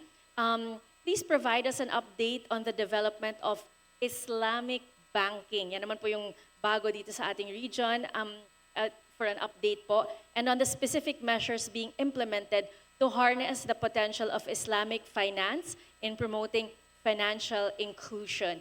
Additionally, how is the BSP working to attract investors to participate in the growth of the Islamic finance sector? Right. So definitely, we have seen Islamic finance in the Philippines gaining ground, especially when the Islamic banking law was passed in 2019. So since that time and to date, we have already seen or ushered in 6 new players in Islamic banking. And that includes the Maybank. Maybank has an Islamic banking unit in Zamboanga, and also Card Bank. Card Bank has microfinance operations in Cotabato City. So hopefully, we will see this type of services offered also in Cagayan de Oro. So hopefully, we'll see that soon. Now, in terms of the initiatives so that we can progress in terms of Islamic banking, so there are several initiatives, one of which, of course, is to ease licensing requirements so that we can attract Islamic finance players in the country. We're also looking at developing Sukuk guidelines. So Sukuk is Islamic bonds, and this is actually a means of funding long-term investments, especially in infrastructure. So itali ko yun sa sinabi ni Asik Ray, no? So we really need infrastructure development, especially outside of Metro Manila. And Sukuk, or Islamic bonds, is one means of or giving an option in terms of funding for both the private and the public sector. Another means also is that for us to attract players, roadshows have been held because we want, essentially, some of these banks are situated in Indonesia and Malaysia. So we had roadshows held in these countries where we presented the Islamic banking development in the Philippines so that we can invite them here. And in fact, after those roadshows, there have been some strong interest in pursuing partnerships. And finally, also, we are in constant collaboration with 11 other agencies under the Islamic Finance Coordination Forum. So what this committee is looking at is to really provide an entire ecosystem for Islamic banking. Thank you. Galing. Ma'am, I'm just curious, there's an item there in your PowerPoint saying growing the takaful industry. Could you just expound just a little bit on that? I think we just have a little more time. Right. I don't want to pretend I really know everything on Islamic banking, but takaful industry, well, we can discuss this. We actually have a dedicated office on Islamic banking in the BSP, and they even in our materials that we provide to the public, there are kasi madami talaga siyang terms that are really very specific to Islamic banking. So that I will not provide misleading response to that, I think it's better to look into the materials that the BSP is providing to the public on this. Thank you. But it's insurance. Ayan po. So si Sec Mena Pangandaman, the only Muslim in the cabinet,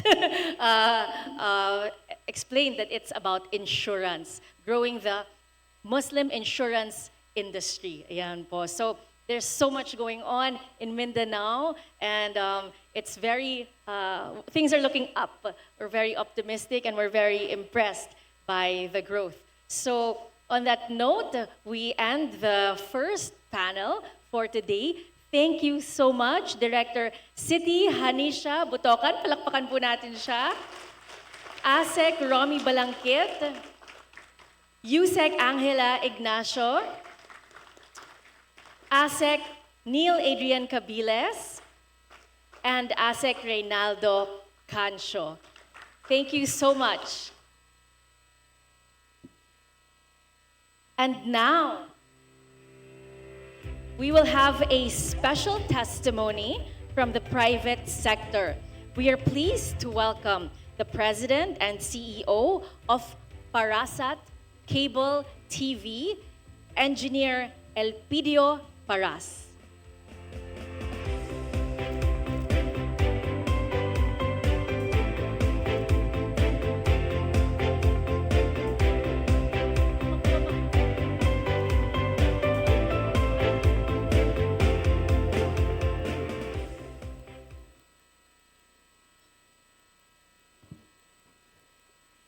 Our distinguished guests, Secretary Mina Pangandaman, Governor Juliet Uy, Monetary Board Member Leah De Leon, our distinguished panelists from DepDev, from the Office of the Special Assistant to the President for Investment and Economic Affairs, the Bangko Sentral Pilipinas, our partners from civil society, and from the business sector, good morning. On behalf of the business community of Northern Mindanao, I am deeply honored to respond to the insights shared this morning and to express our continuing partnership with government and society in building a more inclusive and sustainable future for Northern Mindanao and the Philippines. Allow me to speak not only as a representative and of the business sector, but as someone who has lived and worked here in northern Mindanao for decades. Someone who has seen this region in both its highs and lows. As an entrepreneur in the field of information and communications technology, I have witnessed how innovation can bridge our islands, connect our communities, and open global doors for local talent. I have also seen firsthand the challenges: limited infrastructure, slow policy adoption, and the hesitation that sometimes greets new ideas. Bringing technology from abroad to the Philippines, particularly to Mindanao, was never without risk. But I stayed because I believe in the potential of this region and the capability of our people. I have seen engineers, programmers, and young startups from Cagayan de Oro, Iligan, and the rest of Mindanao prove that innovation does not have to come only from Manila or abroad.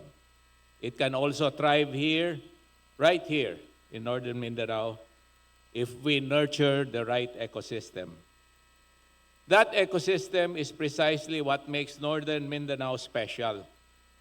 Here, business, academia, government, and civil society are not operating in silos, but they are active collaborators.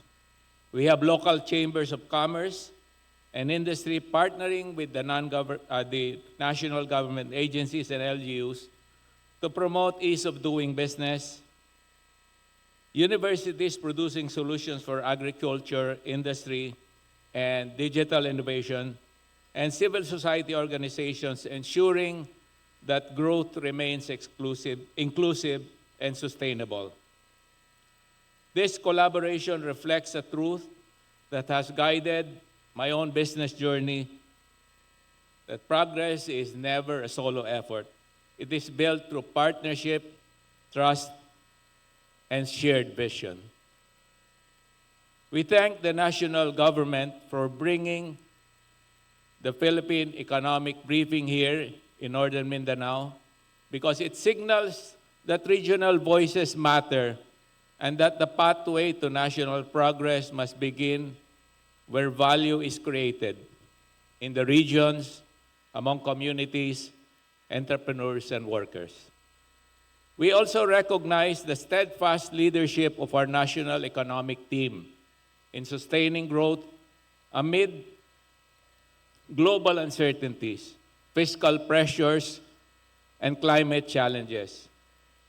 The message of building better, delivering more, resonates deeply with us, especially as we continue to recover and rebuild from the disruptions of the past years. The business sector stands behind your efforts to maintain macroeconomic stability, advance fiscal reforms, and accelerate infrastructure development. These foundations are essential for innovation, investment, and competitiveness. But as partners in development, we must also speak with candor.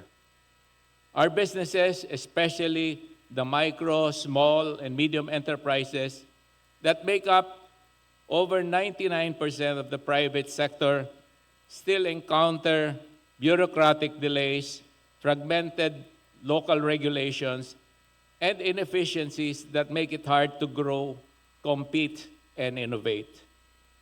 We therefore call for governance that is transparent, efficient, and effective.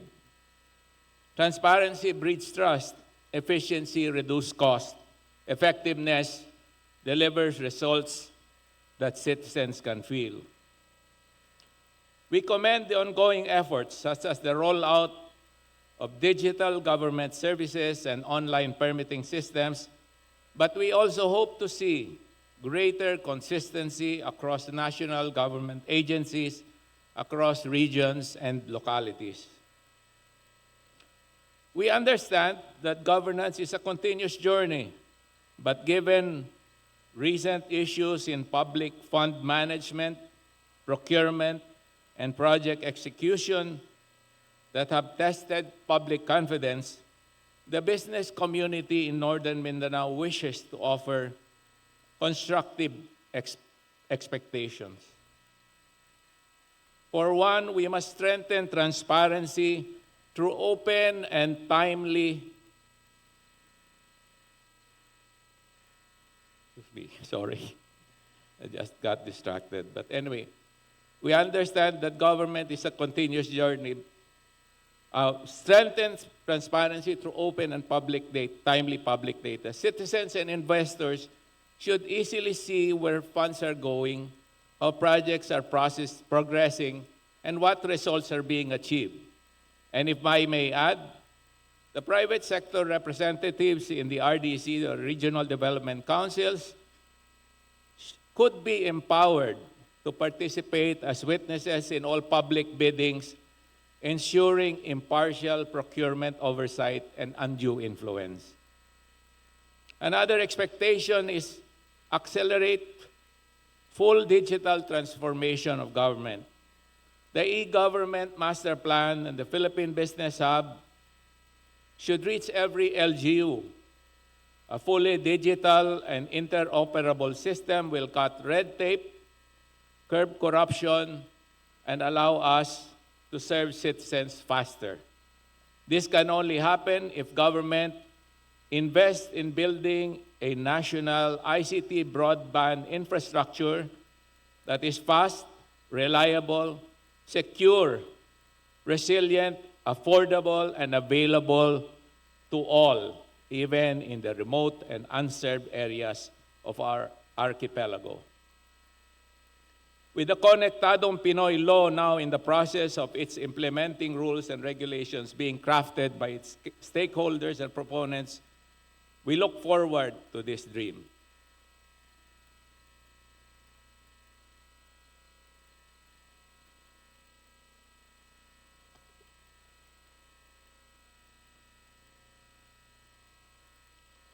Another expectation of ours is ensuring fiscal discipline and predictability.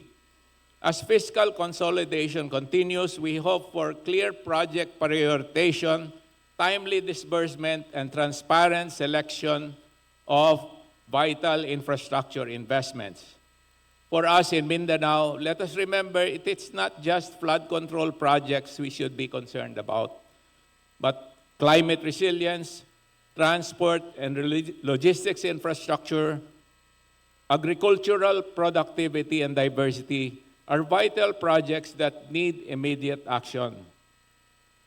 The recent landslide incident in Quezon, Bukidnon, has actually paralyzed the movement of goods, products, and people between the northern and the southern economic hubs of the island, which is why the proposed Mindanao Transport Connectivity Improvement Project, a 550-kilometer corridor connecting Cagayan de Oro, Davao, and General Santos, will need to be top priority among the DPWH's list and will need to be funded immediately because we really need resilient connectivity. We cannot afford to have a major vital artery to be damaged by climate. Another of our expectations is strengthening regional investment competitiveness. Northern Mindanao deserves sustained attention as an emerging industrial and logistics hub. You may have noticed that the traffic congestion in Cagayan de Oro is now a daily occurrence in both downtown and uptown areas. While we have two ongoing major bypass infrastructure projects, the coastal road between the Macabalan Pier to Puerto and the Eastern Bypass Highway serving as parallel conduits to our existing Butuan, Cagayan de Oro, Iligan Road National Highway, not enough funds are provided by national government to fast-track these priority projects. In fact, the J.R. Bora Extension or Eastern Bypass Road has been on the pipeline for the last 18 years, which is why I cannot blame Congressman Rufus for blowing his top in the recent budget hearings. So we hope that national government can support the region's priority catalytic projects as earlier presented, especially for our strategic development areas. Another of our expectations is empowering MSMEs and local innovators. Access to finance, technology, and training remains critical. We need national programs that are easier to access and designed with the realities of regional and local entrepreneurs in mind.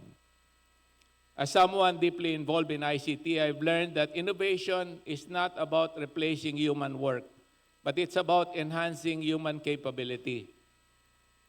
Technology can help farmers track weather and prices, help local governments plan more efficiently, and help students learn beyond the walls of the classroom. As we speak, I personally am aiming to leverage Internet of Things or IoT technology and satellite connectivity to create a sustainable platform that would allow farmers in remote areas to improve productivity by real-time localized weather and crop price monitoring, and enhancing their knowledge of modern agricultural practices through distance education. We have just formed a new company, G Telecoms. We're building a new earth station in Cagayan de Oro for this purpose. Yet innovation cannot flourish without enabling policies. We need better digital infrastructure, stronger data privacy and cybersecurity measures, and incentives for local startups. Northern Mindanao has the talent and creativity. What is needed is the policy environment that allows these to scale up and compete globally. So let us turn Mindanao not only into a food basket, but into a technology and innovation hub where sustainability and digital transformation converge. Another expectation is we also face a shared challenge that transcends sectors, which is climate change. Our region is no stranger to the effects of flash floods, droughts, erratic weather patterns that have disrupted both business operations and livelihood. We support the government's efforts to build climate-resilient infrastructure and the transition to renewable energy. At the same time, we in the private sector are doing our part by adopting energy-efficient systems, supporting biodiversity conservation and reforestation efforts, and investing in sustainable production and transport. Recently, we have seen the rise of Mindanao-based tourism hotspots leveraging on the natural vistas and landscapes which abound in all regions of the island. Eco-adventure tourism opportunities here could rival those in Vietnam, Thailand, Malaysia, for example. What we now lack is a mechanism wherein government allows use of protected areas under a clear-cut regulatory framework which protects those qualified investors and at the same time monitor their compliance and application of sound, sustainable environmental practices. So we must move forward beyond compliance toward a culture of climate accountability where every business decision considers its environmental impact. Also, sorry na lang, mahaba lista. Wish list, for investors, trust remains the ultimate currency. We ask that both national and local governments continue simplifying processes. Predictability in policy is key. Investors will take risks when they can trust that the rules won't change midway. The Regional Development Council of Northern Mindanao, in partnership with the business chambers, has really been a strong ally ensuring that reforms reach the grassroots. We hope that this partnership continues and deepens through shared monitoring and evaluation of government projects and programs. But let us also remember infrastructure and investment are only as good as the people who sustain them. Here in Northern Mindanao, our young professionals are globally competitive, but too many still feel compelled to leave the region or even the country for lack of opportunities. We therefore call for stronger industry-academe linkages, continuous upskilling, and more support for digital education and innovation hubs. We also propose that the government allocate funds to send deserving students abroad to acquire new knowledge and precious skills, especially in AI and future technologies, such that these scholars, upon returning to the country, will be valuable assets for our country's future developments and increase our science talent pool. Therefore, if we can give our youth meaningful work right here at home, they will not only contribute to the economy, but they will also build the future of Mindanao. So at the end of the day, governance is not the burden of government alone. It is a shared accountability. Businesses must be ethical and socially responsible. Academia must continue to challenge and innovate. Civil society must keep us accountable and inclusive, and government must lead with integrity, efficiency, and compassion. Together, these four sectors, business, government, academia, and civil society, form the true engine of sustainable and inclusive development. To build better is to build with transparency and integrity. To deliver more is to deliver with efficiency and inclusivity. The business community of Northern Mindanao now stands ready to partner with government and society in realizing this vision. We will continue to invest, innovate, and inspire because we believe that prosperity shared is prosperity sustained. Northern Mindanao is ready. Mindanao is ready. The Philippines is ready to build better and deliver more together. Daghang salamat and good morning.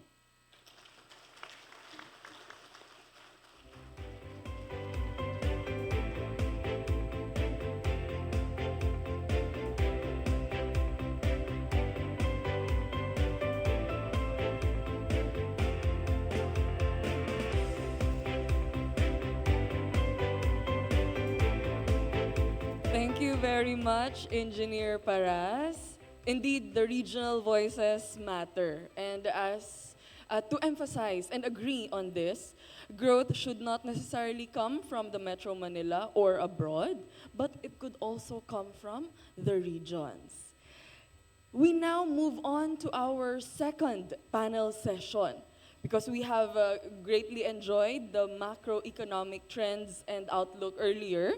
This time we will focus on investments and infrastructure.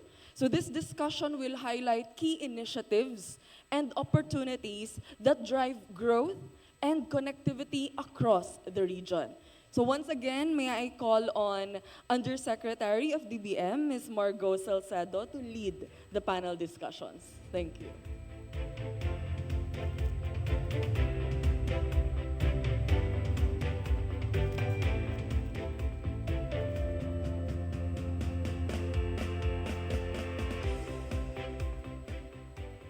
So for the second panel, we'd like to call on to the stage, first of all, for the Department of Agriculture, Assistant Secretary Michael Garcia.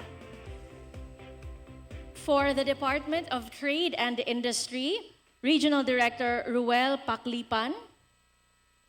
For the Department of Information and Communications Technology, Regional Director Siti Rama Alawi. And for the Department of Transportation, Director Crinesa Vale Mendoza.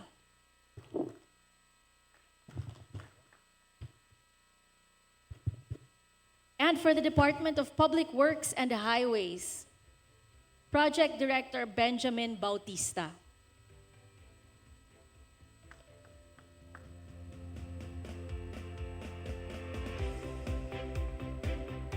Are we complete? First of all, thank you so much to Engineer Paras for that very energizing speech. We'd just like to reassure you that we are one with you in government in fighting as well for transparency for the Department of Budget and Management. I'm happy po to report to you that based on the last open budget survey, we are now number one in fiscal transparency, not just in Southeast Asia, but in the entire Asia. And we are really working hard for this transparency. Of course, with the legislature, we're trying to work with them as well. And we have called for more transparency with respect to the BICAM hearings. And as Secretary Pangandaman also mentioned earlier, we're also fighting for the Right to Information Act. And as chairman of the Philippine Open Government Partnership, whose advocacy is transparency and accountability, we're also fighting for that.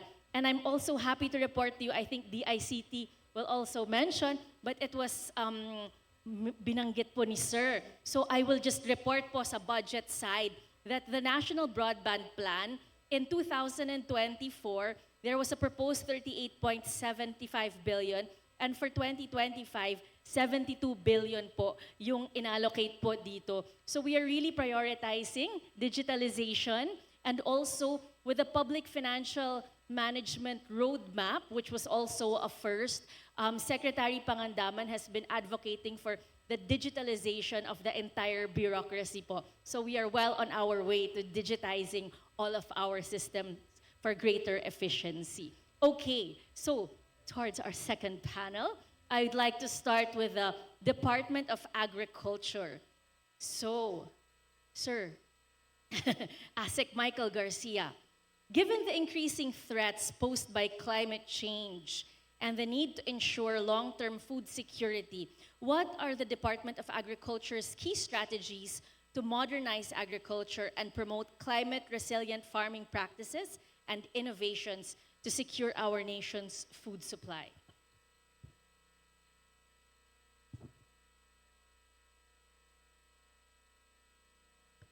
May buntag.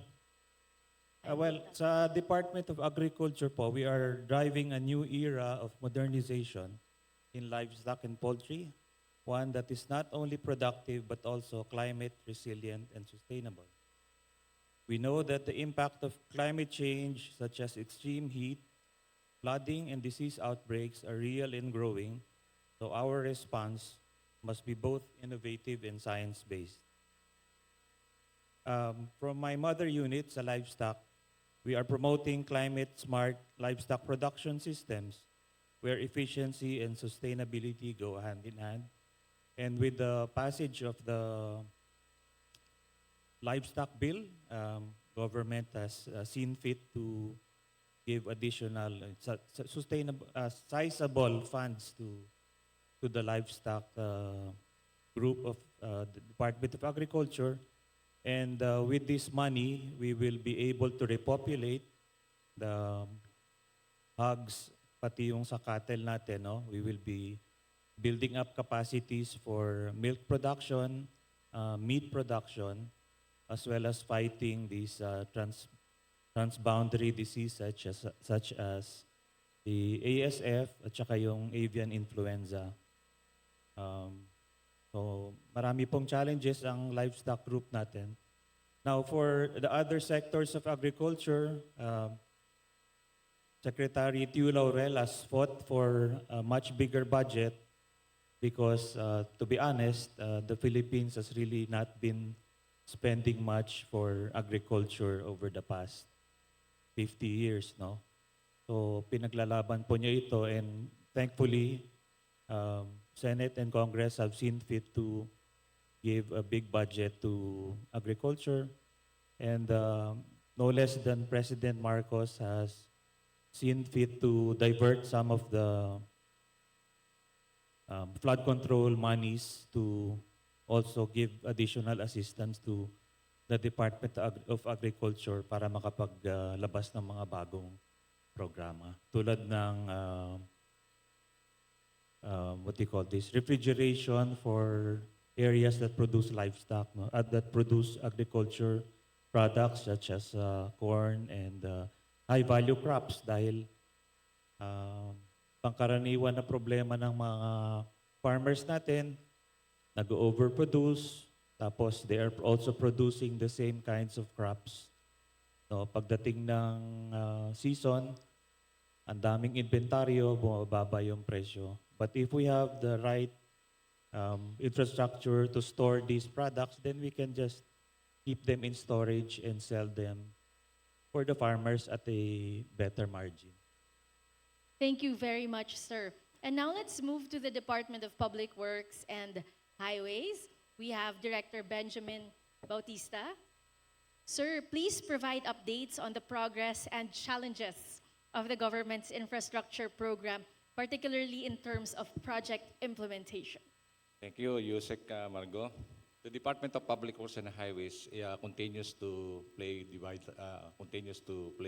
vital role in implementation of government infrastructure program.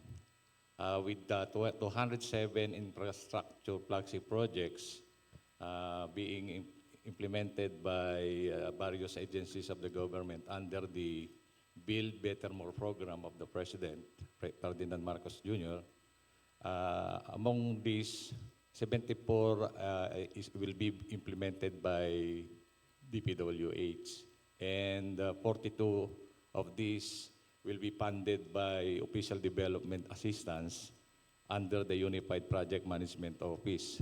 With this, 12 inter-island linkage bridge project and 11 Metro Manila Logistic Improvement Program.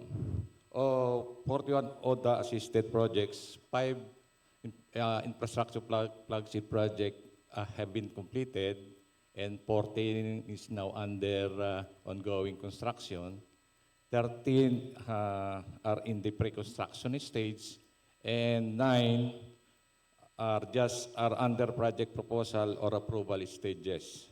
These projects are financed by Korean Exim Bank, the Japan International Cooperation Agency, the World Bank, the Asian Development Bank, China,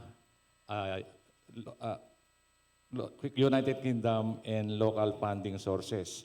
Despite the notable progress, several challenges are still being encountered in project implementation. One is the delays in road right-of-way acquisition and relocation of utilities.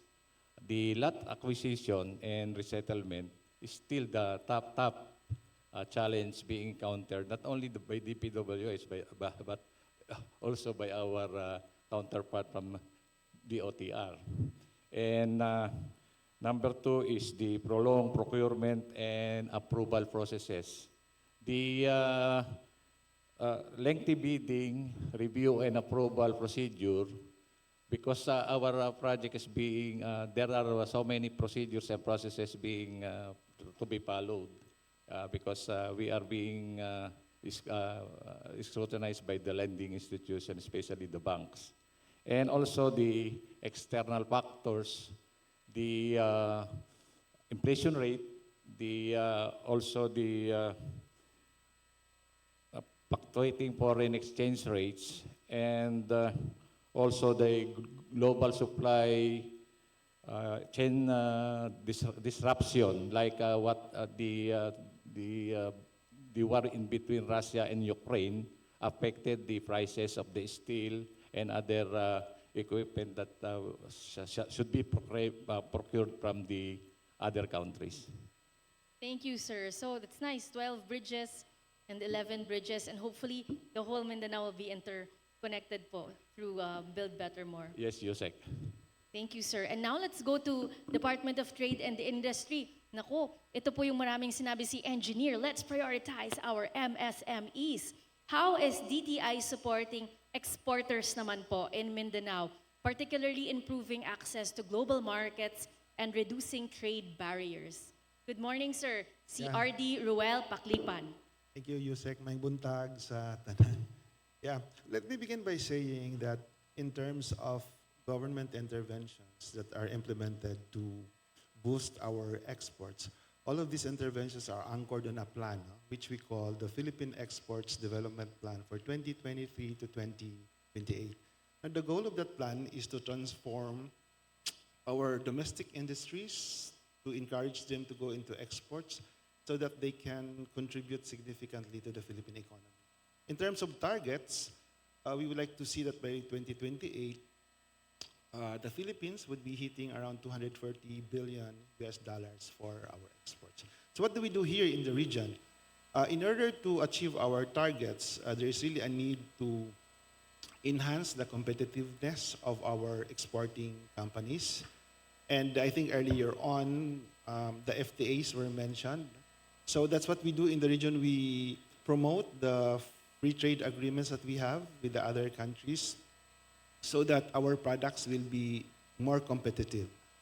Because if they will be able to avail themselves of the preferential tariff arrangements, then that would mean that the landed cost of their products will be lower. So as it is today, we have, of course, AFTA, ASEAN Free Trade Agreement, and via AFTA, we have AFTA China, we have AFTA ANSPATA, Australia and New Zealand, as well as AFTA and Japan.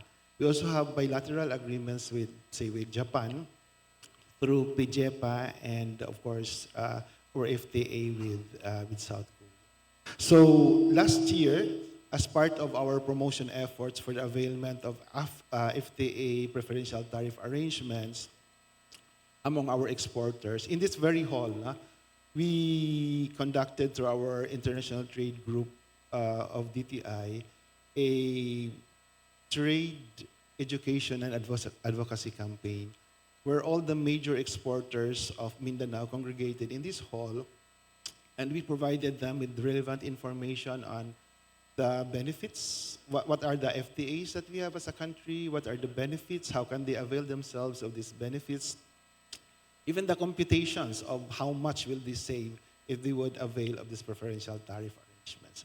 So by all indications, that activity was, I think, well appreciated by the exporters of Mindanao.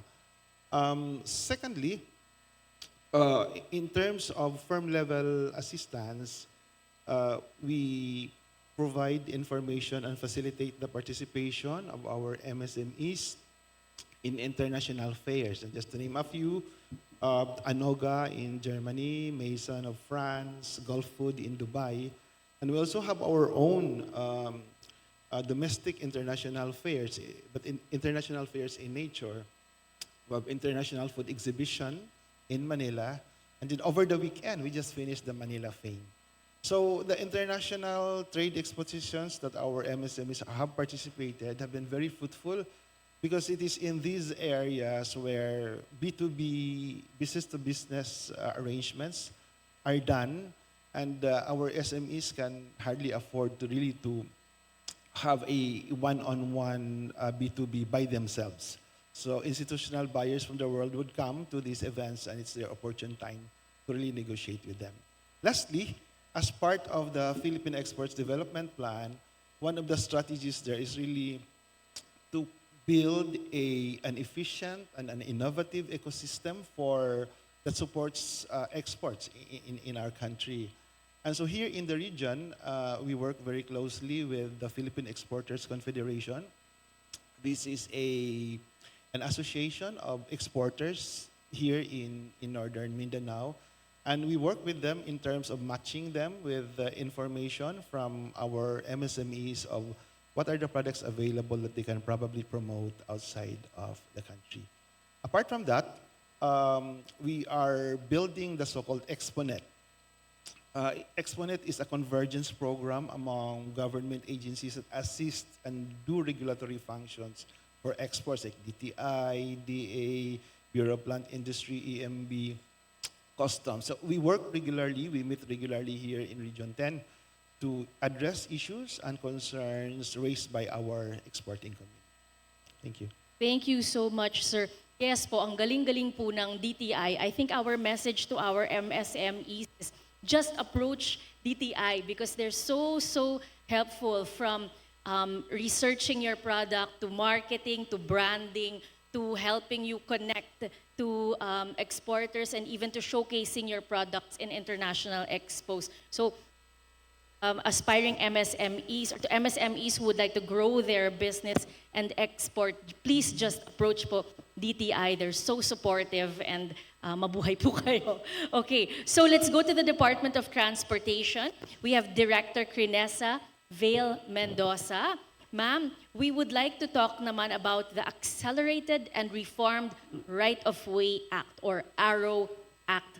Could you elaborate on how this is expected to address long-standing bottlenecks of infrastructure projects? Maayong buntag po sa inyong lahat. So, the Accelerated Reform Right-of-Way Act introduces reforms to address the long-standing bottlenecks that delays land acquisition that is important for the implementation of infrastructure projects. So the ARROW Act po will expedite right-of-way acquisition while ensuring a fair compensation to the affected stakeholders. So ang key benefits po ng batas na ito, it includes lowering the right-of-way threshold for the underground projects. So this will have an impact for big ticket projects, specifically po yung ating future railway system to be built faster at a lower cost and without the lengthy expropriation cases. Another one po, it introduces a standardized land valuation through the Real Property Valuation and Assessment Reform Act that lay down clearer negotiation guidelines and hopes to minimize the disputes. Under the new system din po, the government can now start expropriation by paying only 15% upfront, while still, of course, ensuring po full compensation for the affected properties and the improvements. And most importantly po, for the private sector, under the PPP projects, they can now undertake land acquisition on behalf of the government. So overall po, the ARROW Act will definitely help and accelerate the implementation and completion of infrastructure projects that will increase investors' confidence to do their business here po sa ating region and hopes to create more jobs and opportunities po para sa ating mga Pilipino. Okay. Thank you very much. And now let's go to DICT. We have here RD City Rama Alawi. Ma'am, ang unang tanong ko po ay, kamag-anak niyo ba si Ivana Alawi? Long lost sister. Okay, so yung serious question naman po, papagising lang yon. Okay, the recent enactment. Ivana. Okay, with the recent enactment of the Konektadong Pinoy Act, how will the ICT ensure that the implementation of digital access with the need to uphold cybersecurity? Nako, yan po ang ating big challenge ngayon, cybersecurity as new players. Thank you, Yusek Margo, and salamat sa budget. Sana madagdagan pa. Maayong buntag sa tanan, assalamu alaikum. So before I answer the question of Yusek Margono, I just want to update everyone the status po ng ating IRR for the Konektadong Pinoy Act. We hope that it's in the final stage, no? We hope that our good Secretary Henry Aguda will sign it this week to be routed po sa other signatories. Now, to answer po yung question, no, your DICT will implement the Konektadong Pinoy Act through a balanced approach, no, that promotes digital or inclusive connectivity and strong cybersecurity. So paano po natin to gagawin, no? This will be done, this is possible by integrating po yung mga cybersecurity standards, no? Mga protocols to all the digital infrastructure projects, no? And this is guided by the National Cybersecurity Plan 2023-2028. And of course, the law also require compliance po sa ating mga new players, mga new ISSPs to comply to the protocols that will be set, no, by DICT, NTC, and this includes mga privacy measures. And other than that, CapDev programs will also be conducted for our LGUs, our cooperatives, local players, operators. This is to enhance their cybersecurity and risk management. And lastly, of course, strengthening of collaboration between the ICT, NTC, NPC, the Privacy Commission, and other cybersecurity agencies to strengthen po yung monitoring ng mga trends. This is to ensure our internet connectivity is reliable and safe, and by doing this, this ensures that the law, despite yung ating intention na expand yung ating internet access, this is also ensures that our citizens, our data, our digital ecosystem is being secured from all yung bilis po ng mga the evolving cybersecurity risk. Thank you, Yusek. Thank you, ma'am. And now, so as with the panel earlier, we'll start with national, and now we'll go to how this impacts the region. For the Department of Agriculture, may we ask, sir, could you give us an update on the siguro low-bat na to.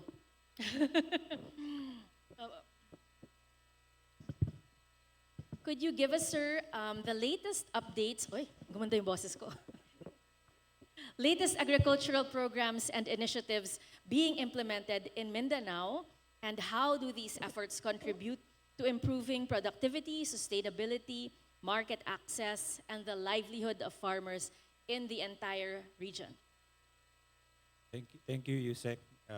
For Mindanao, no, which is a very big, which gives a very big portion of the livestock and agricultural products such as corn.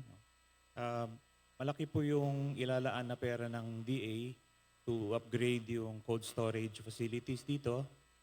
For livestock, we are investing in genetic breeds, no? Yung sa mga baka, kambing, kalabaw. Actually, we are very much in need of upgrading our capacities for beef because we import practically 80% of our beef requirements. No? Sa baboy at sa manok, malaki naman yung domestic requirements. We can supply 80%. No? So, dyan po ang mga programa ng DA, and then for for other programs like the high value crops, nandyan yung rubber, nandyan yung bamboo, nandyan yung coffee, cacao. Yan ang nilalaanan ng oras ng mga executives natin sa high value crops.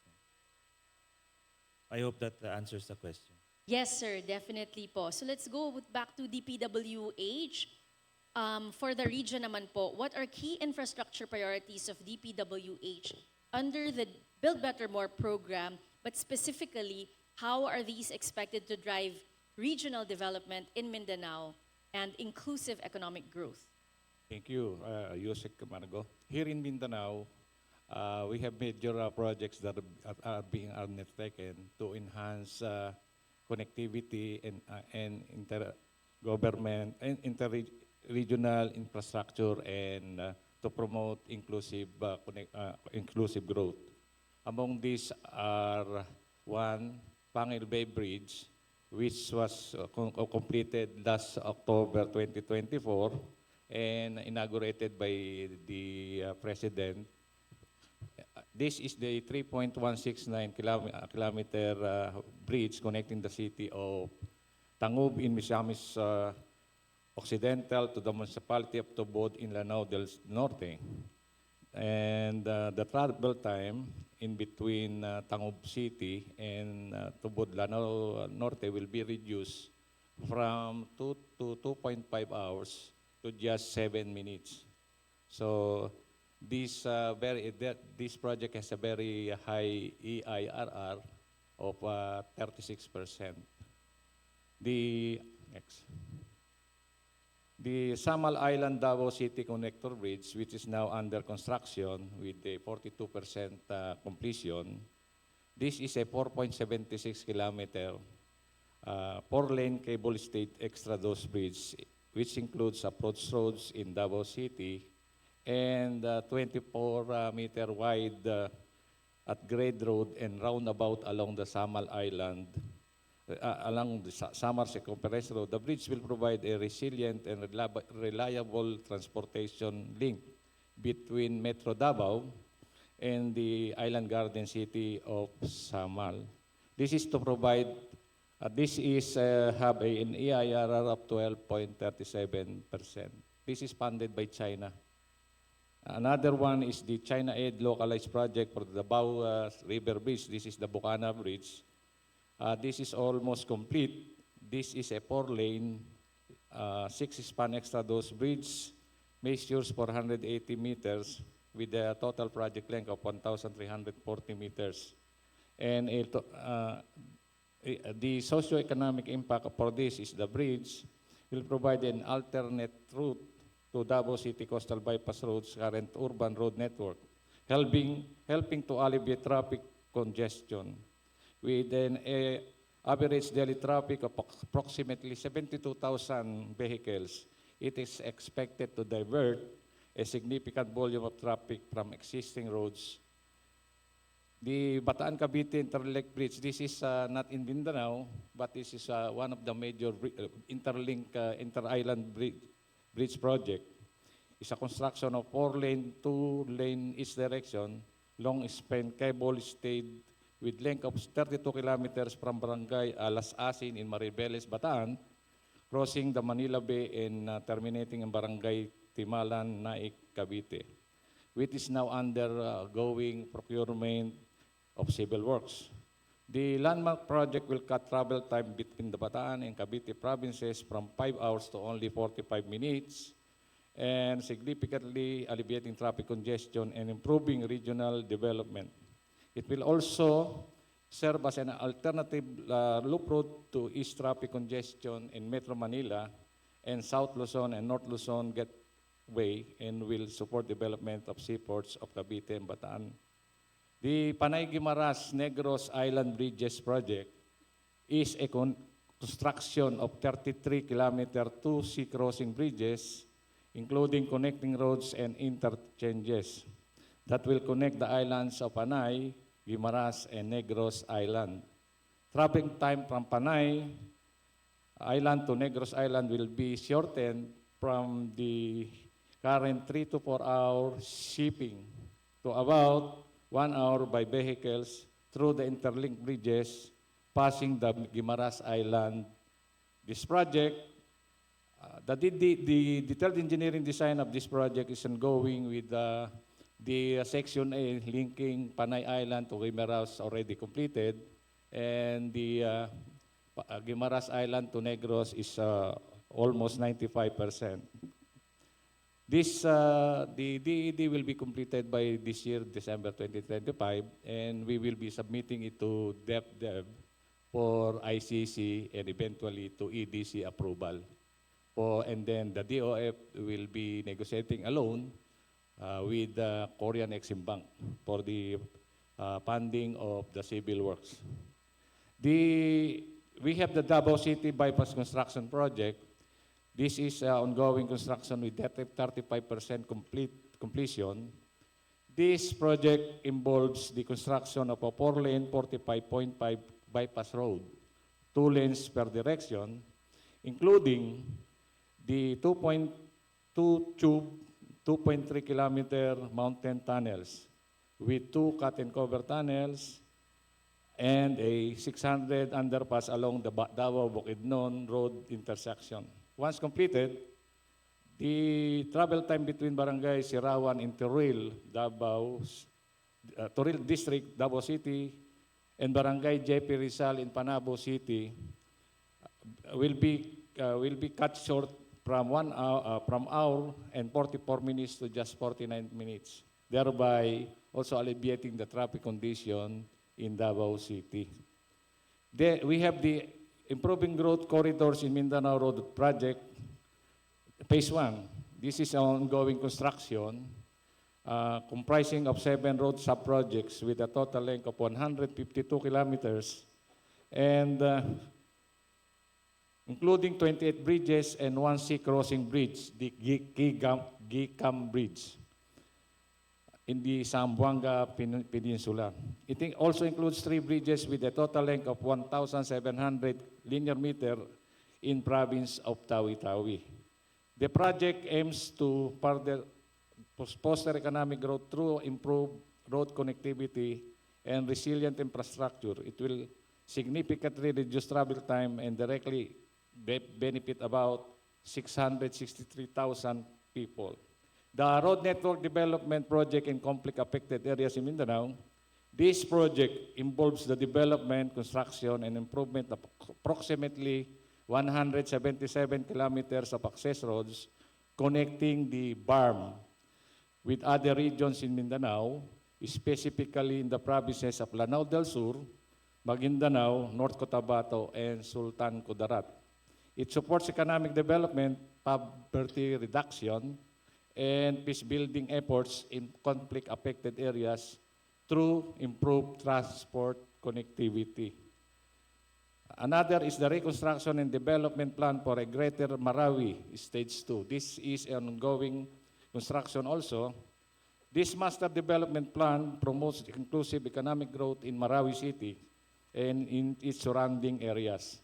With a total road length of 27 kilometers, it involves road rehabilitation and the construction of land viaducts, bridges, and drainage system. The project will help establish connectivity within Greater Marawi and with national highways, contributing to the Bangon Marawi Comprehensive Rehabilitation and Recovery Program.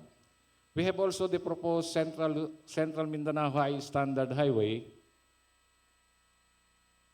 This is for project for ICC approval. This 64.7 kilometer 4-lane high standard highway, meaning to say this will be an expressway. High standard highway class 1 covers Cagayan de Oro to Malay-Balay, Bukidnon, and includes an 813-meter high pier steel bridge located in Tagoloan and Cagayan de Oro City, Misamis Oriental, as well as the municipalities of Manolo Portich, Sumilaw, Impasugong, and Malay-Balay City, Bukidnon. The project will strengthen industrial and trade corridors in Cagayan de Oro and boost agribusiness and ecotourism in Bukidnon. The Samar Agusan Dahang Marlaga Road Improvement Project. In Agusan, the Maharlika section there is badly damaged, wherein palliative repairs remain annually. So we are now ongoing procurement for the FS to be funded by ASEAN Development Fund.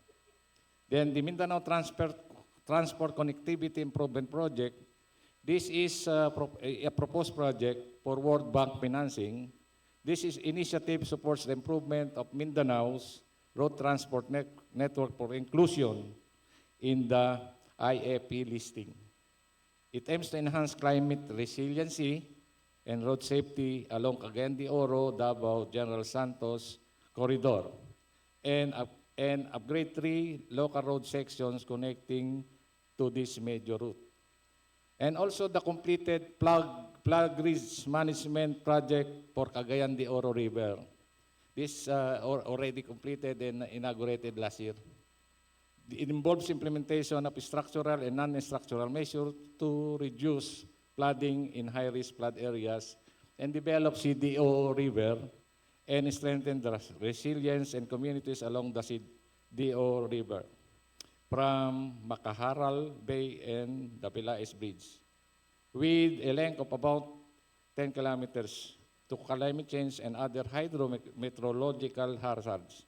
The construction of the project will protect 614 hectares and 21,000 structures and 60,000 population from flood inundation of 50 years design period. Oh, ang galing ng DPWH. Palakpakan naman natin sila. Also, we have still many. Oo nga po, sobrang dami. Anyway. So I think we can visit the website. And what's great about this is, engineer earlier mentioned transparency to support the projects po of DPWH. Now that Sec Vince is there, we have naman po the Project Dime. And it's an effort so that we can really see all of the projects online and in real time. And there's also public participation so the public can report and monitor these, because these are really good plans. And we see that by 2028, hopefully, there will be real connectivity po in Mindanao. Okay po, let's move on to the Department of Trade and Industry. Balik po tayo kay RD Ruel. You mentioned earlier how the DTI is supporting exporters. How is the DTI helping MSMEs with respect to adopting to digital technologies naman po? Like this. Thank you, Yusek. I'd like to latch on the presentation of Sir of DPWH because infrastructure projects has a very large impact in terms of our efforts for digitalization. So let me begin with the e-commerce roadmap. The e-commerce roadmap is a roadmap, a plan that is envisioned to optimize the use of e-commerce among our MSMEs. It's the whole supply chain. So we drafted a hashtag para madali yung recall sa e-commerce roadmap ng Philippines is basta e-commerce madali. MADALI. MA stands for market access. D for digitalization. And LI is for logistics integration, yung related kay sir na infrastructure. So our digitalization efforts for MSMEs is really to make sure that they are able to access the market. As Secretary Roque would always tell us that we are an archipelagic country, and so there is only one way to really enable our MSMEs access the farthest market in the Philippines via the digital platforms. And the LI there, which is logistics integration, is very important because in a study conducted by the University of the Philippines, a good percentage of the final payment that a customer would give in lieu of a product that they have ordered is really attributable to logistics cost. In fact, when they did a comparison of the logistics cost component vis-a-vis our neighboring ASEAN countries, mas mataas yung percentage na binabayaran ng ating mga consumers. So, logistics is very important. That's why in our efforts to promote e-commerce, logistics integration is always there.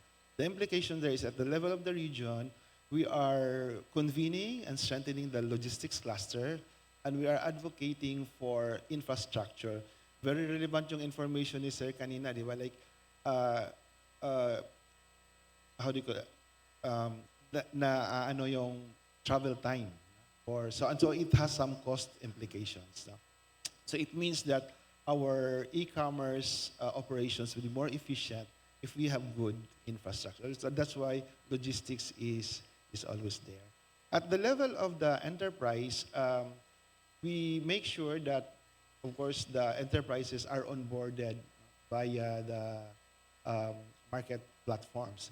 And early this year, no less than the President, President Marcos, together with our Secretary, has launched the B2B marketplace. So it's an electronic web-based marketplace that is owned and managed by the Department of Trade and Industry.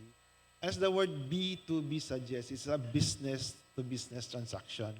So we have uploaded already most of our MSMEs so that when they want to order products from other MSMEs for purposes of business, either as an input to their process, semi-processed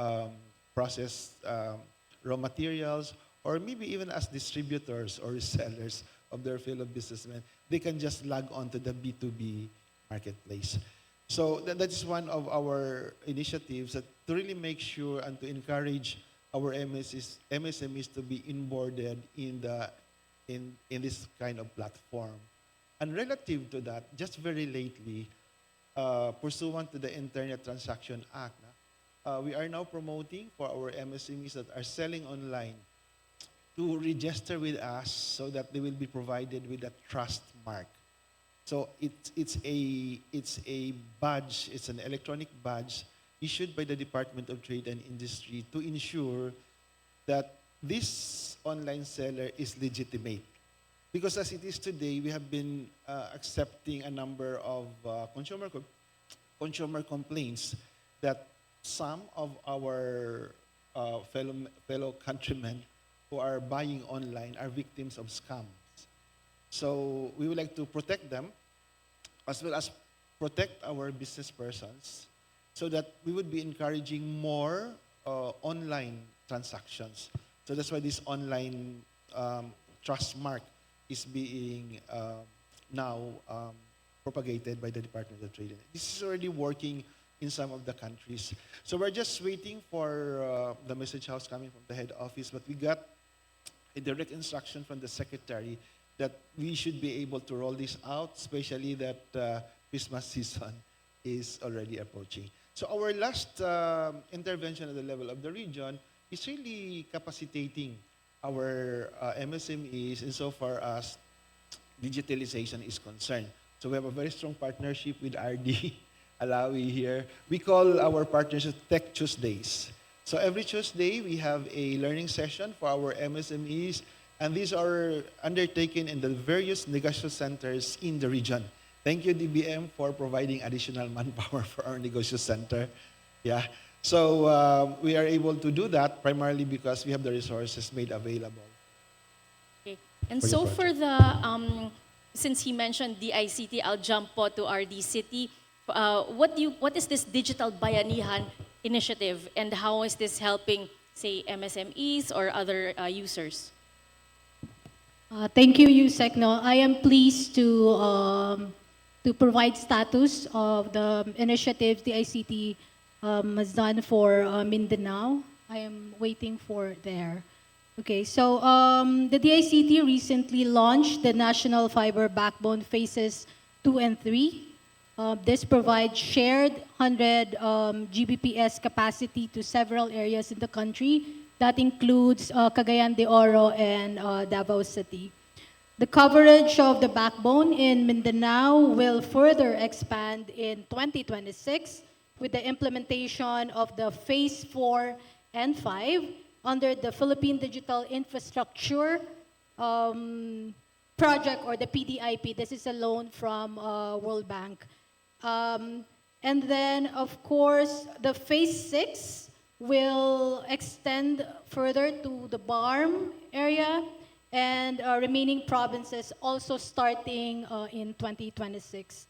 And to support the backbone and connect areas where the fiber layout is not feasible, the National Broadband Project is also targeting to construct several towers in Mindanao from 2026 to 2028. That includes Camiguin, Dinagat Island, Davao del Norte, and Sarangani. And in collaboration with the Japanese government, the NBP also plans to connect the Basulta region by developing a dedicated wireless backbone network. And as for our free public internet access program, or the free Wi-Fi for all, as of September 2025, we already have 4,049 access points. And this is set to expand po by the end of the year with the marching order of the President to connect all public schools in collaboration with DepEd. Thank you, Yusek. Galing. Okay, so we're looking forward to the free public internet access program. And final question, time is up already, but we'd just like to know anything that the DOTR would like to highlight. Po, the DOTR po will just want to highlight updates on the Mindanao Railway project. So it's one of the infrastructure flagship projects. So when fully completed po, this will span for about 1,500 kilometers railway system that will link Davao, Bukidnon, and Misamis Oriental. So for the Northern Mindanao po, or for the Phase 3, the pre-feasibility study po is tapos na. And we're moving forward for the full feasibility study po. So this will cover 54.8 kilometers that will connect CDO to the municipalities of Laguindingan, Villanueva, and will connect the seaports and the airports, and will make the movement of people and goods more efficient. So what's also exciting for the private sector po is that we'll be integrating transit-oriented development, or a walkable 15-minute mixed-use area that will promote live, work, and play environment. So overall po, the project is expected to serve around 1,500 passengers daily, and it's projected to generate 200,000 jobs during the construction and the operational phases. So another key infrastructure project that is relevant here in Northern Mindanao is the Laguindingan Airport upgrade. It's a public-private partnership with the Aboitiz Infra Capital. So the project covers airport's expansion, modernization of facilities to cater to the increasing passenger demand that will be implemented in 2 phases. So the projection po by 2027 is that from 1.6 million passengers per year, magiging 3.9 na po. And then for 2032 po, the capacity po will reach by 6.3 million. So it will help position the Northern Mindanao's position as an investment and tourism hub. And of course po, complementing these developments is another key initiative, the public transport pre-investment study for the Metro Cagayan de Oro. So this project po will develop a comprehensive transport model and master plan that will assist the national government, the local government units, and of course the Regional Development Council for providing a transport system master plan for Cagayan de Oro, El Salvador, along with the 11 nearby municipalities such as Claveria, Hasaan, Villanueva, Tagoloan, Opol, Alubihid, Laguindingan, Gitagum, Libertad, Initaw, and Manolo Portage. Thank you very much. So a warm round of applause, please, for all of our panelists. From the DPWH, Director Benjamin Bautista. From the DOTR, Director Crinesa Vale Mendoza.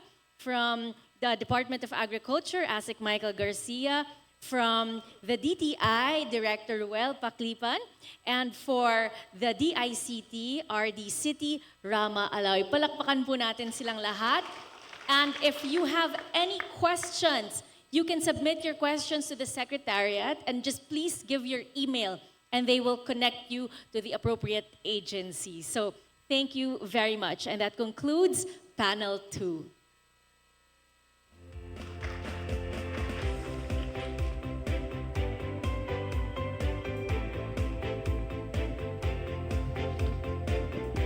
Thank you very much to our panelists, and of course to our moderator, Yusek Margo Salcedo. I know that we have learned a lot this morning. It was a very informative and engaging exchange of the 2 panels. Now, as we near the conclusion of today's Philippine Economic Briefing, we are honored to invite on stage the Bangko Sentral ng Pilipinas Monetary Board member, Ms. Rosalia V. De Leon, to deliver her closing message.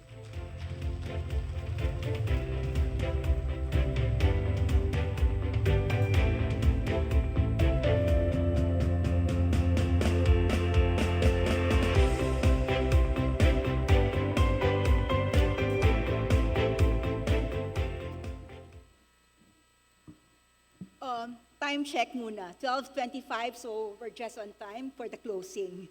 So maayong hapon sa inyong tanan. And thank you for receiving us so warmly here in Cagayan de Oro, and for your very enthusiastic participation in today's Philippine Economic Briefing.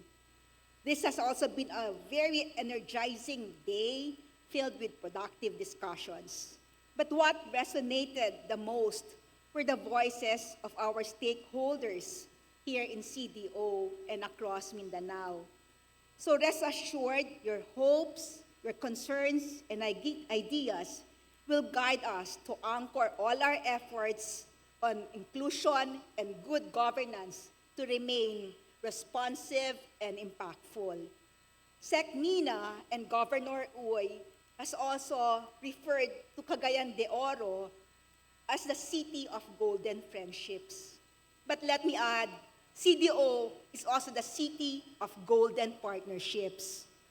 Through your collaborative commitment towards effecting positive change here in CDO, you have transformed this place into a haven where friendships and partnerships could thrive, not only amongst locals or Filipinos, but from other parts of the nation, but also with our global stakeholders. The progress that the region has achieved significantly contributed to reinforcing the Philippines' position as an investment destination. CDO, as the premier gateway to northern Mindanao, also serves as a crucial hub for both local and international businesses by linking provinces, industries, and communities, and facilitating trade and commerce. So in every sense, CDO is an agent of growth, dispersion, and progress democratization. Further, the region's progress sends a very strong signal that investors looking to invest in the Philippines can look beyond Metro Manila and all the way to the south, where there is abundant opportunities for growth and expansion. So over the years, the timely reforms that have paved the way for the creation of high-value jobs, the advancement of innovation, development of human capital, and improvement of the ease of doing business. If through our collective efforts, we're able to give our countrymen a better quality of life, a safer environment, and a future filled with brighter opportunities, then every day in this city and also throughout the nation will feel like the Cagayan Festival. It is a celebration of both our friendship and partnership, and most of all, our shared prosperity. So let us continue to spread the spirit of resilience as it embodies the tenacity of our nation, the story of friendship turned into partnerships, of adventure turned into ambition, of progress that flows as steadily as the Cagayan de Oro River itself. Daghang salamat at mabuhay tayong tanan. Salamat po.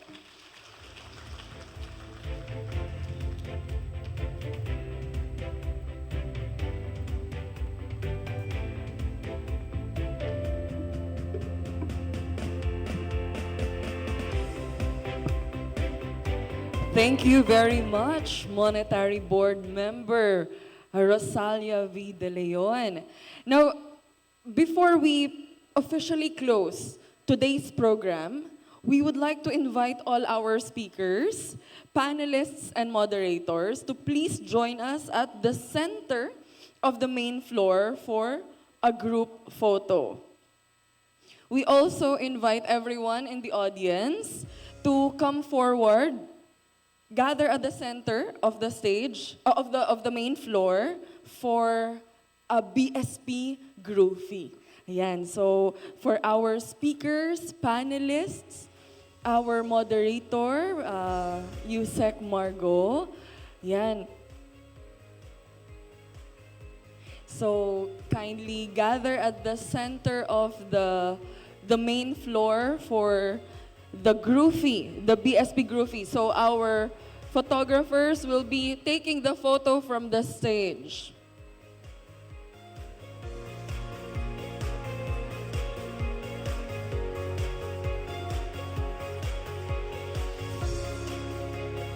So yes, for our participants, audiences, yes, let's gather at the center of the main floor for a BSP Groovy, for a Groovy, no? So dito po tayo. Come on, dito po tayo. Let's gather here at the center para makuha tayo. The photographers will be located here at the stage to take the photos.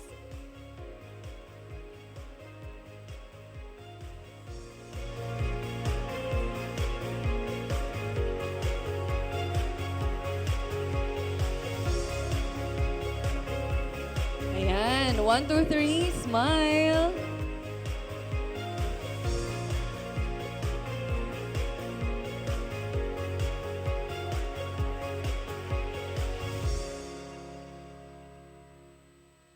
So we are here at CDO, not just the city of golden friendship, but also the city of golden partnerships. And there you go. That brings us to the close of the 2025 Philippine Economic Briefing here in Cagayan de Oro City. We hope you find today's discussion insightful and meaningful. For your comments, feedback, and thoughts, please take a moment to fill out our feedback form by scanning the back of your program brochure. You may also hand in the accomplished form to our registration staff stationed outside the ballroom. Of course, our heartfelt thanks to all our speakers and panelists for sharing their expertise, and to our valued guests for your active participation and engagement. Your presence reflects our shared commitment to advancing sustainable and inclusive growth for the Philippine economy. Once again, thank you very much for joining us. I believe that lunch is already ready at the buffet area.